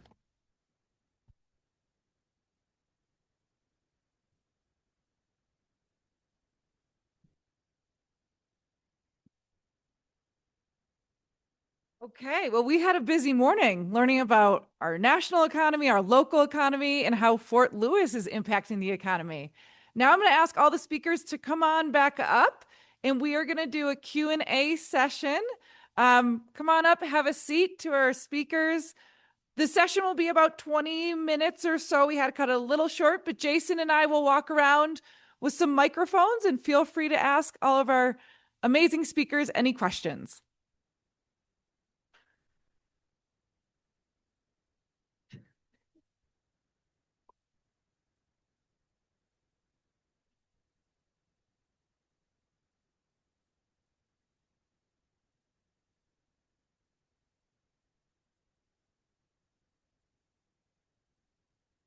We have our first question over here.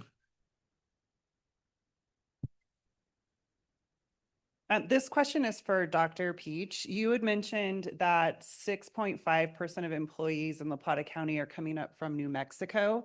I'm curious if there's historical data on that and how that tracks with our housing prices increasing, if that number that are commuting is also increasing. Yeah, that's a good question. Unfortunately, I don't know. I don't know. I would imagine the answer is yes, that number's gone up, but I don't have the data on the top of my hand. So.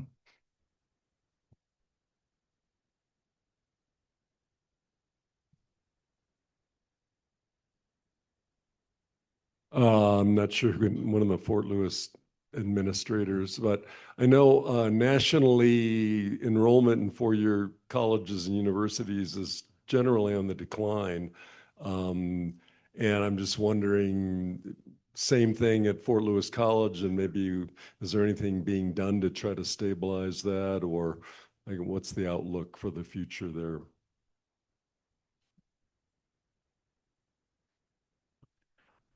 Yeah, I mean, it's something that we're all very aware of.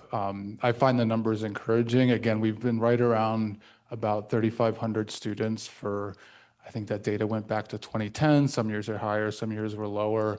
I think one of the things that I've seen at Fort Lewis in the few years that I've been here is a very dynamic educational experience. So the nursing program would be a great example of that, of launching things that both students are interested in, but then also translate into good careers. Within the School of Business, we've evolved a lot in 4 years. Our AI offerings have increased. We're doing more with data analytics. So I think we've been able to weather that storm by being nimble in our curricular offerings. We have great recruitment. There's a blessing and a curse to being in Southwest Colorado. The curse is how expensive. The blessing is just the amazing amenities that will draw students here. There's not a lot of small liberal arts schools where you can head up to a ski resort after class, or you can be on a nationally competitive mountain biking team. So I think that we are able to navigate the academic and the experiential portions of higher ed very well, but college is expensive. I mean, some of the stuff that Janae was mentioning, these things are real. These are definitely headwinds. We can be more nimble. We can try to attract more students, but they need to see the return on the dollar. So I'm encouraged, but I'm also, it's scary, right? We have the demographic issues as well as, I think it was Janae as well with, we don't have many babies, right? Babies grow up, they go to college. If there's not as many, and there's the same number of colleges competing for them, that's a very challenging environment. We got a question for Rich in the back right. Yeah, Rich Jasper Welch. With some of the companies I work with and some of the business I run, we work with a lot of remote workers. And so the question is on the distributed workforce, where are those employees counted? In some cases, the company is in, Denver or Chicago or LA or some other place. And then in some cases, that remote worker is an independent contractor, so they would be self-employed on where they show up on the employment. So maybe you can just talk a little bit about the impact of remote workers, because we see a lot of it here in La Plata County, but I always wonder where those employee jobs are counted.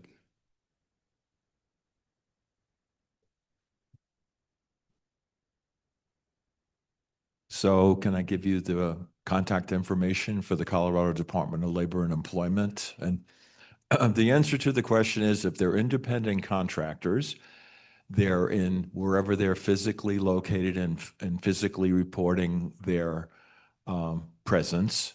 If it's Minnesota or it's La Plata County, even though they're working for a firm in Chicago or whatever, and they show up under the proprietors and that category.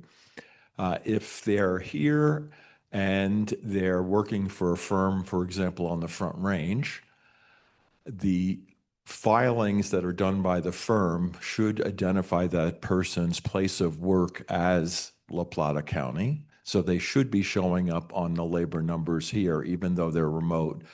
But that part has been called into question. That's why I said you should talk to them. People are not sure how well that part's being done. We have a question in the middle. Thanks, y'all. My question is about vibes. You've been hearing a lot about are we in a vibe session? This idea correlated with the consumer sentiment chart that you showed of being at historic lows, but then juxtaposed to that, you have consumer consumption continuing to grow, and those things seem to be in direct conflict with each other. And I'm curious, is that level of consumer consumption so high simply because of the price of goods and services? I'm curious about that correlation being so distinctly off, because you would think the opposite of we have low sentiment or low vibes, and you would expect low consumer consumption. But just curious to hear y'all dig into that a little bit. Well, a couple of things. The consumption's running faster than the inflation rate, the growth rate at the national level. So it is not inflation adjusted, that consumption number, but it's running at a faster rate. So that's sort of one piece of it. One of the pieces is, are people just not doing what they say? I mean, I don't know. But it really took off when we got 3 checks in the mail and people got into a mode of spending a whole lot of money. And the asset base went up, the consumption stuff went up. And there is a question that's out there. People are saying, well, maybe they're not associated anymore. When I teach this, I'm sure when they talks about this stuff, and when we talk about consumption, we talk about ability to consume, which is the stuff I was showing you, income and wealth. And then willingness to consume is the confidence stuff and the sentiment stuff. And historically, there has been some correlation there. When people's sentiment falls, consumption tends to slow down. Right now, that's happening in certain, like in discretionary goods, we're seeing people pulling back. We're seeing people pulling back on buying, for example, clothing in the lower income brackets. So you can actually look at some of those correlations right now. But overall, the wealthier people in the country are spending a whole lot of money at this point in time. I mean, they're really spending, and particularly on services, particularly on travel.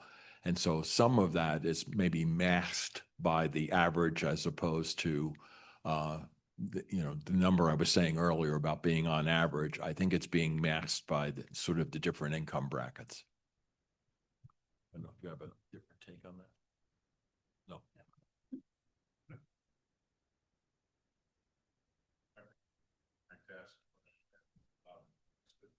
This is for either Richard or Nate. One of the things that I think you mentioned slippage in one of the presentations there. So I'm kind of curious, kind of going with the first question here, how much slippage are we losing to San Juan County and Farmington? For example, we all just raised sales tax here, and there's probably, if we were to ask for a number of hands in here, which I wouldn't embarrass people to say, how many people go to Farmington to shop and then come back here and make the Saturday trip for that? And I think for the longest time, as I've been coming to these, we keep equating ourselves to the Colorado economy when we're really kind of tied to the Northwest New Mexico economy. And is there anybody measuring that at CU Boulder, at Fort Lewis College? How much slippage are we losing to another community to the south of us? And then the second question I had is that you guys referred to a sponge economy in the economic outlook, which I thought is interesting. A few years ago, it was a micropolitan area here. And so I have to write my financial statement for my audit. I'm just curious to what is the trendy term these days? Is it sponge economy or is it micropolitan economy? I'll start with the leakage data. Someone at Region 9 might have a very good answer for this. I don't, but certainly anecdotally, I will raise my hand. I went down to Farmington on Sunday to go look at a car. I need a new Honda. There wasn't one in town. We did eat out, and my kids love going to the mall down there. So, I mean, anecdotally, it's definitely happening. I don't have the data myself. I mean, there's also online retail as well, right? That's a leakage, right? And when I pull into my neighborhood, I see Amazon boxes everywhere, right? So local retail, if we define it as kind of retail within Durango and La Plata County, certainly faces a lot of competition, not just in Farmington, but online. And yeah, I don't have the information at my fingertips, but I have a hunch somebody in this room might, and then I'll turn it over to you for the. So you can do a study on that. We did one for Arvada out of our office. You can figure out the leakage and the value. Maybe everybody in the room knows the answer to this question, but the value is what kinds of things are people buying out that you could maybe get a business to open up here and sort of capture that, like carpeting or certain types of clothing or whatever it might be. You know, what's really leaking out of here, and could you attract somebody to sort of fill that so it's local expenditures? I don't know what the trendy term is. I had it on a slide, and I should have used it when I answered the last question, but what a lot of people are talking about now is the K-shaped economy, and it refers to basically people who have resources and people who don't. People who are making the living wage and people who are not making the living wage, people who have the assets on that slide I showed and people who don't have the assets. And there's a lot of concern that not only is that gap widening, but that, you know, I said this last night at the reception thing, you don't have to be a bleeding heart liberal to understand or to understand the impact of that getting wider and wider on having a functioning basic economy. I mean, we're sitting here and talking about all the great jobs we want the students and everybody to get, but an economy is also an ecosystem. You need people working in the restaurants and you need people working in the hotels. You need all of those people. And if they can't have a survivable wage and they kind of fall out of the economy, you've got a problem. And the country has a problem. I mean, thinking about this. So anyway, so K-shaped is mine, but if you want to go with one of yours, it's fine, you know.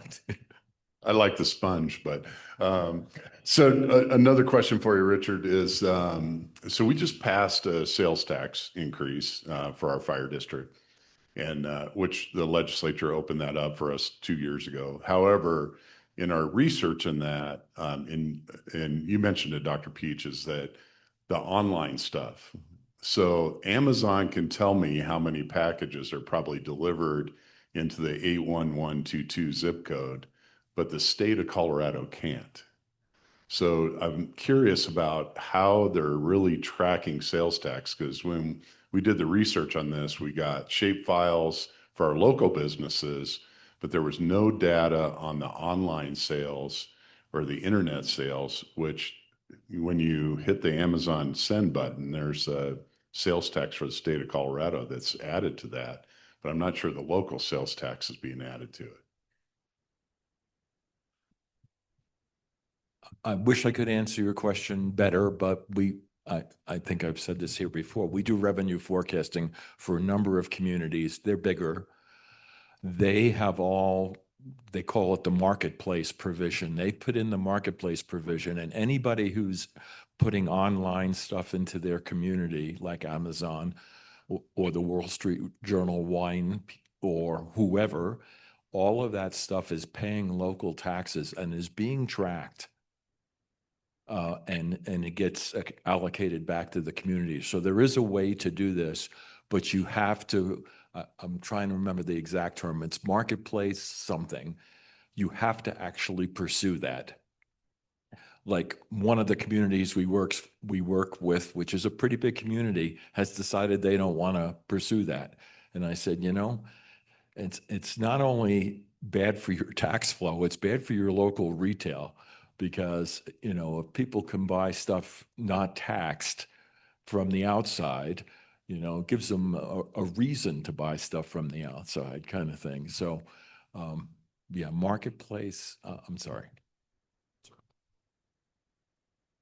I have some questions over here.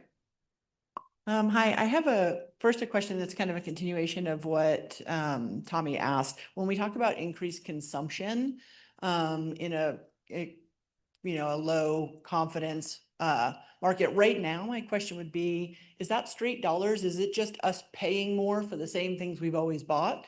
And two, how much of that is fear-based buying in the tariff world? How much of that do you think will continue to grow versus we've realized like we did that buying now because we were afraid that those prices would go up and now we won't need to buy those things? That's one question I have. The other thing, sorry, this is a weird, it's like tinny, but the other question I had was, we haven't discussed at all childcare expenses and what that does to the labor market and what that also does to the birth rate. And that is I wonder where we see that going, because it is going to affect us now, 20, 30, 40 years from now, because families are choosing not to have children. So those are two things I had.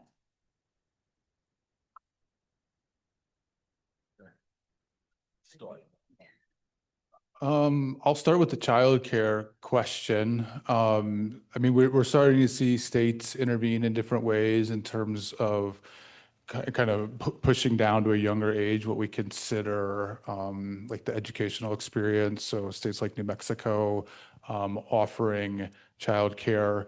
There's a lot of challenges with that, and what I would add to it, this is kind of aligned with the healthcare concerns, is it's expensive. It's expensive. It's work that at the moment typically doesn't pay very well. Anecdotally, I think of my sister, she would be dynamite in a kind of pre-K setting, but she can't make ends meet in it. So she does something else. It's hard to see that resolving itself. And I think of the same like challenges in housing. I think it's going to remain expensive, barring any kind of large scale public support. That'll draw people into the sector, right? Some of it will kind of correct itself as it's expensive. It'll pay better, but also like healthcare, it's very, very hard work. It's work. My wife is a nurse. It's work that a lot of people frankly don't want to do, right? And so then you really have to offer an attractive wage to take on challenging work like hanging out with 3-year-olds for 8 hours a day. With the vibes stuff, I heard something recently that's kind of relevant to the conversation. There's definitely kind of this inequity piece that's maybe driving some things. But I was reading an economist, I think she's at Harvard, but maybe MIT, looking into kind of how we feel about inflation specifically. right? So we're kind of in this weird environment where inflation has started to taper off, but we need to remember that inflation is the change in prices, right? So the prices aren't accelerating like they used to, but I can still remember, when Doritos were $4 a bag and not $6 a bag, right? So we're still kind of grappling with like a permanently higher price level. And in that, this economist has found we kind of feel like victims, right? We feel like victims when we walk into the grocery store and see these prices, or our landlord raises rent. And maybe rightfully so, right? These are big things that are beyond our control. But the other side that Rich pointed to is our wages have been increasing, right? Our wages have been going up. That should be encouraging us. But in this economist's work, with the wage increases, that's something we deserve, right? Because we work hard and we contribute a lot to our workplaces. And so that's something that's deserved. But in the sentiment data, she thinks that inflation is still having a disproportionate kind of place, it's playing a disproportionate role in kind of dampening the vibes in just making us feel kind of disgruntled and beaten down, honestly, by the cost of living. So the GDP number that I mentioned, I said it was driven by consumption. That is actually an inflation-adjusted number, and it's an inflation-adjusted consumption in the U.S. is up over 2% in the quarter after inflation adjustment in the third quarter. What people don't necessarily think about a lot, but part of the consumption number is it isn't just eggs, which, by the way, are down below where they were before. They went all the way up, and then now they're back down. But it's 60% of consumption is services, including healthcare services, personal care services, travel services, vacations, all of that kind of stuff is built into that consumption number. And that's growing even more rapidly than the goods purchases are right now. So some of that, healthcare costs have gone up or something, but it's not just healthcare. Travel, people are spending a lot more money on travel and a lot more money on those other types of things. So anyway, for the country as a whole, it's definitely appreciating. And as Nate highlighted, it's not going up as much as our incomes are going up. Our incomes are going up faster than the inflation rate. The other piece I just would say really quickly, some people are attributing the falling labor force participation rate amongst in Colorado in particular to the childcare issue and the cost of doing childcare. And if it doesn't have more support or subsidy, maybe one of the spouses stays with the child and the other one continues to work, because we have had historically a lot of dual income households in the state. We have a question in the front. Hi, let's see. Thank you. I've really enjoyed today's program. Okay, so my question has to do with the Region 9 AMI wage of $48,029, and how that compares to a living wage versus a minimum wage, because there's a big push within the community to try to push for a living wage, but everybody is getting our low minimum wage. So what are the differences there, and what are the recommendations to strive towards a living wage, since it was just announced that our salaries are supposed to be trending up? Yeah, they're definitely related. The minimum wage, just a little bit of background, tends to be a policy intervention that a city or state might impose for one reason or another. One of the motivations, right, one of the sales pitch would be a way to kind of raise quality of life for people earning the minimum wage. The research on the minimum wage is pretty messy. There's some unintended consequences it can create. But I think with the living wage, what that's trying to do is get a more accurate picture of what that number might actually look like versus, $13 an hour or $14 an hour. Like, let's look at the things that people actually need to buy.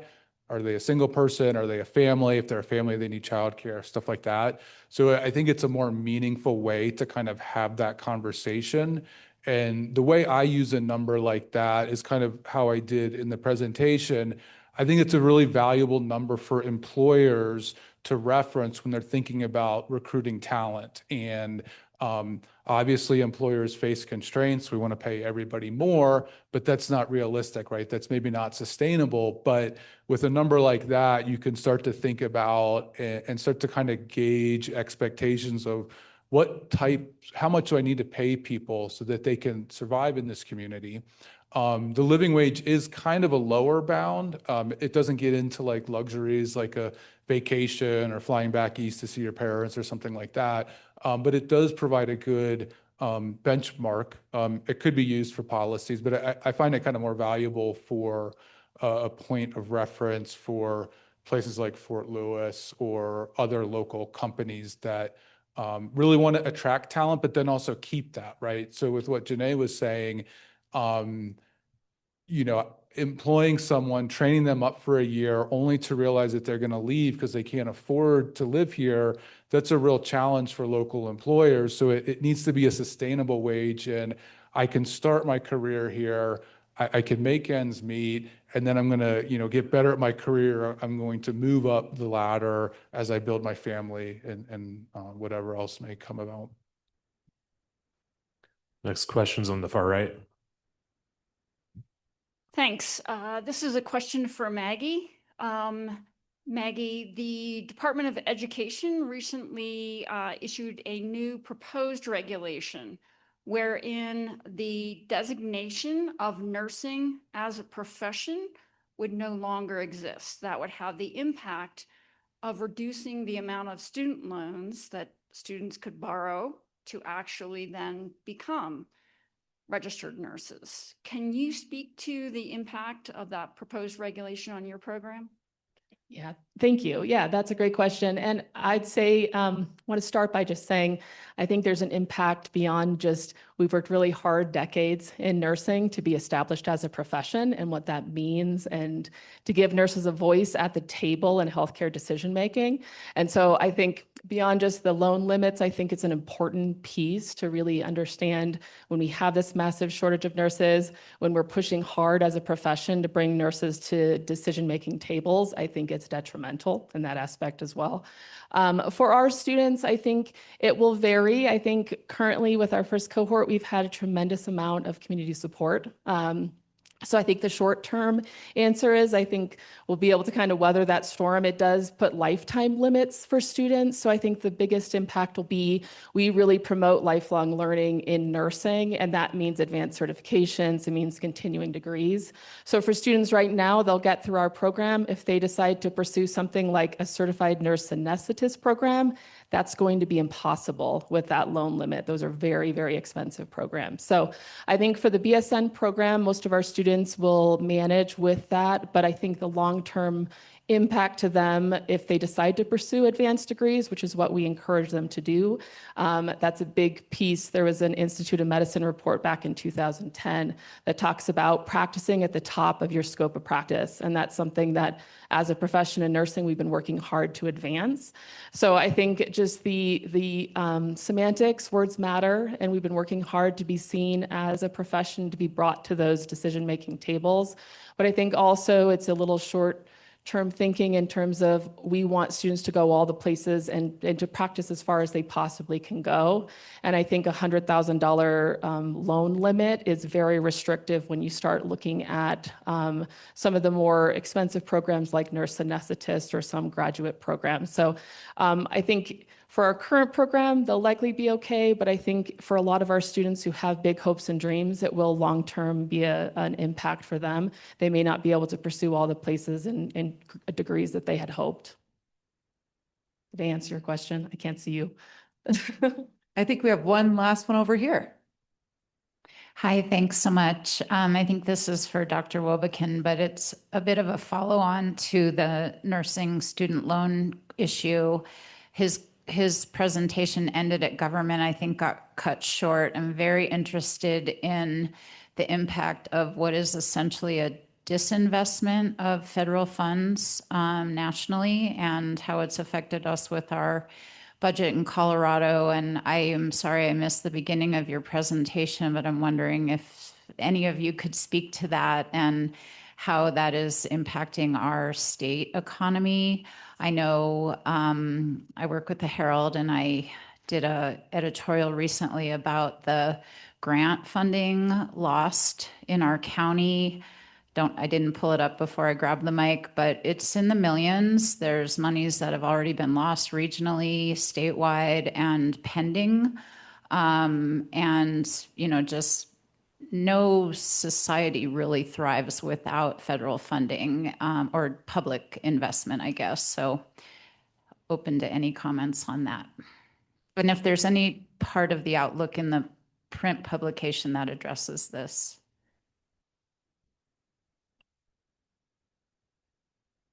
I think there is a section in the healthcare piece that relates to that.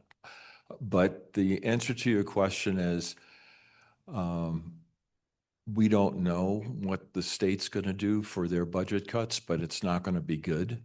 I mean, and it's not their fault specifically because it's, you know, tied to the way we file state taxes in Colorado, and it might behoove us to think about having our own tax system that doesn't rely on copying a line from the federal form.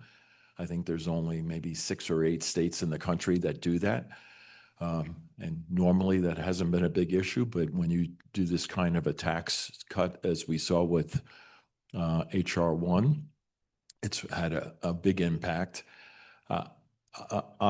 You know, I'd be lying. I'm trying to be apolitical. I'd be lying if I didn't tell you that I'm concerned about I'm certainly concerned about some of the federal lab cutbacks. I'm concerned about some of the, as you're describing, some of the contracting grants sort of cutbacks that deal with all sorts of different issues in the state. And we're of course monitoring that closely. And so far, I'd say, for example, CU Boulder, the hit has been relatively small. But if the federal labs go down, I mean, you know, I was talking about this earlier. The people in Boulder are really freaked out right now. They're really nervous.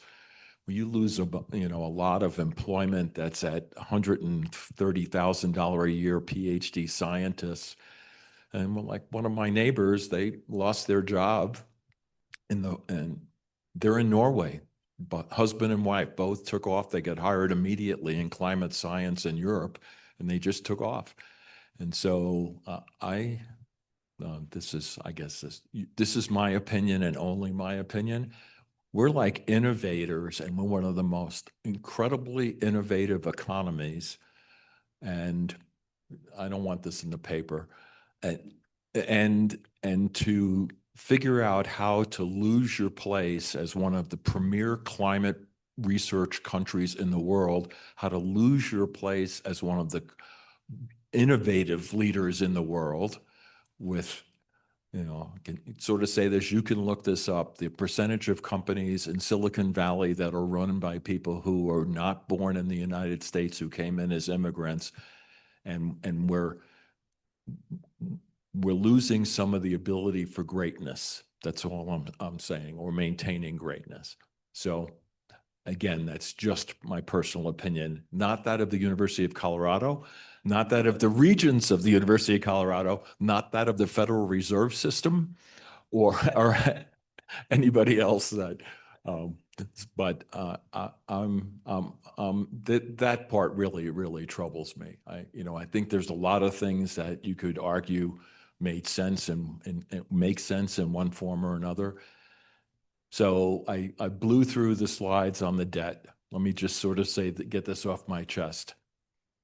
No administration before this one has had the gumption to cut back federal employment and to say, maybe this has grown too far, maybe you can actually cut this down. And, you know, a lot of places, including now voluntarily, the Federal Reserve System is cutting back their workforce 10% over the next 2 years. They're doing it in an organized way, but they're doing it as well. And I can understand people thinking that, you know, not the funding of the programs, but the actual employment and all of that stuff maybe got too large. But that is the premier time you could attack the deficit issue that we're facing. And instead, we turn around with a tax policy that not only gives that money away, but gives more money away and runs us further into debt. So like we lost the absolute best opportunity to actually deal with our deficit and our debt in this country. And that just really bothers me. So again, speaking for myself. All right, I'm done. I'm out. Thanks for letting me sort of vent. If I can just make one addition to the federal funding question for Fort Lewis, and Dr. Peach might have something to say about this too. I think our size has helped us be nimble at Fort Lewis because, you know, whereas CU has maybe lost $30 million in grants, you know, my department lost $1 million. And so we're able to go to private funders, we're able to work with the foundation, we're able to replace that with other funding sources for now. And I think this came up a couple times today, is that like in the short term, Fort Lewis seems to be doing really well with that loss of federal funds. But if that continues, then yeah, I think we're gonna be, it's gonna keep getting harder. Well, I think that's probably a good place to end. Thank you all for being here today. Thank you to our speakers, and thank you especially to Bank of Colorado. We'll see you all next year.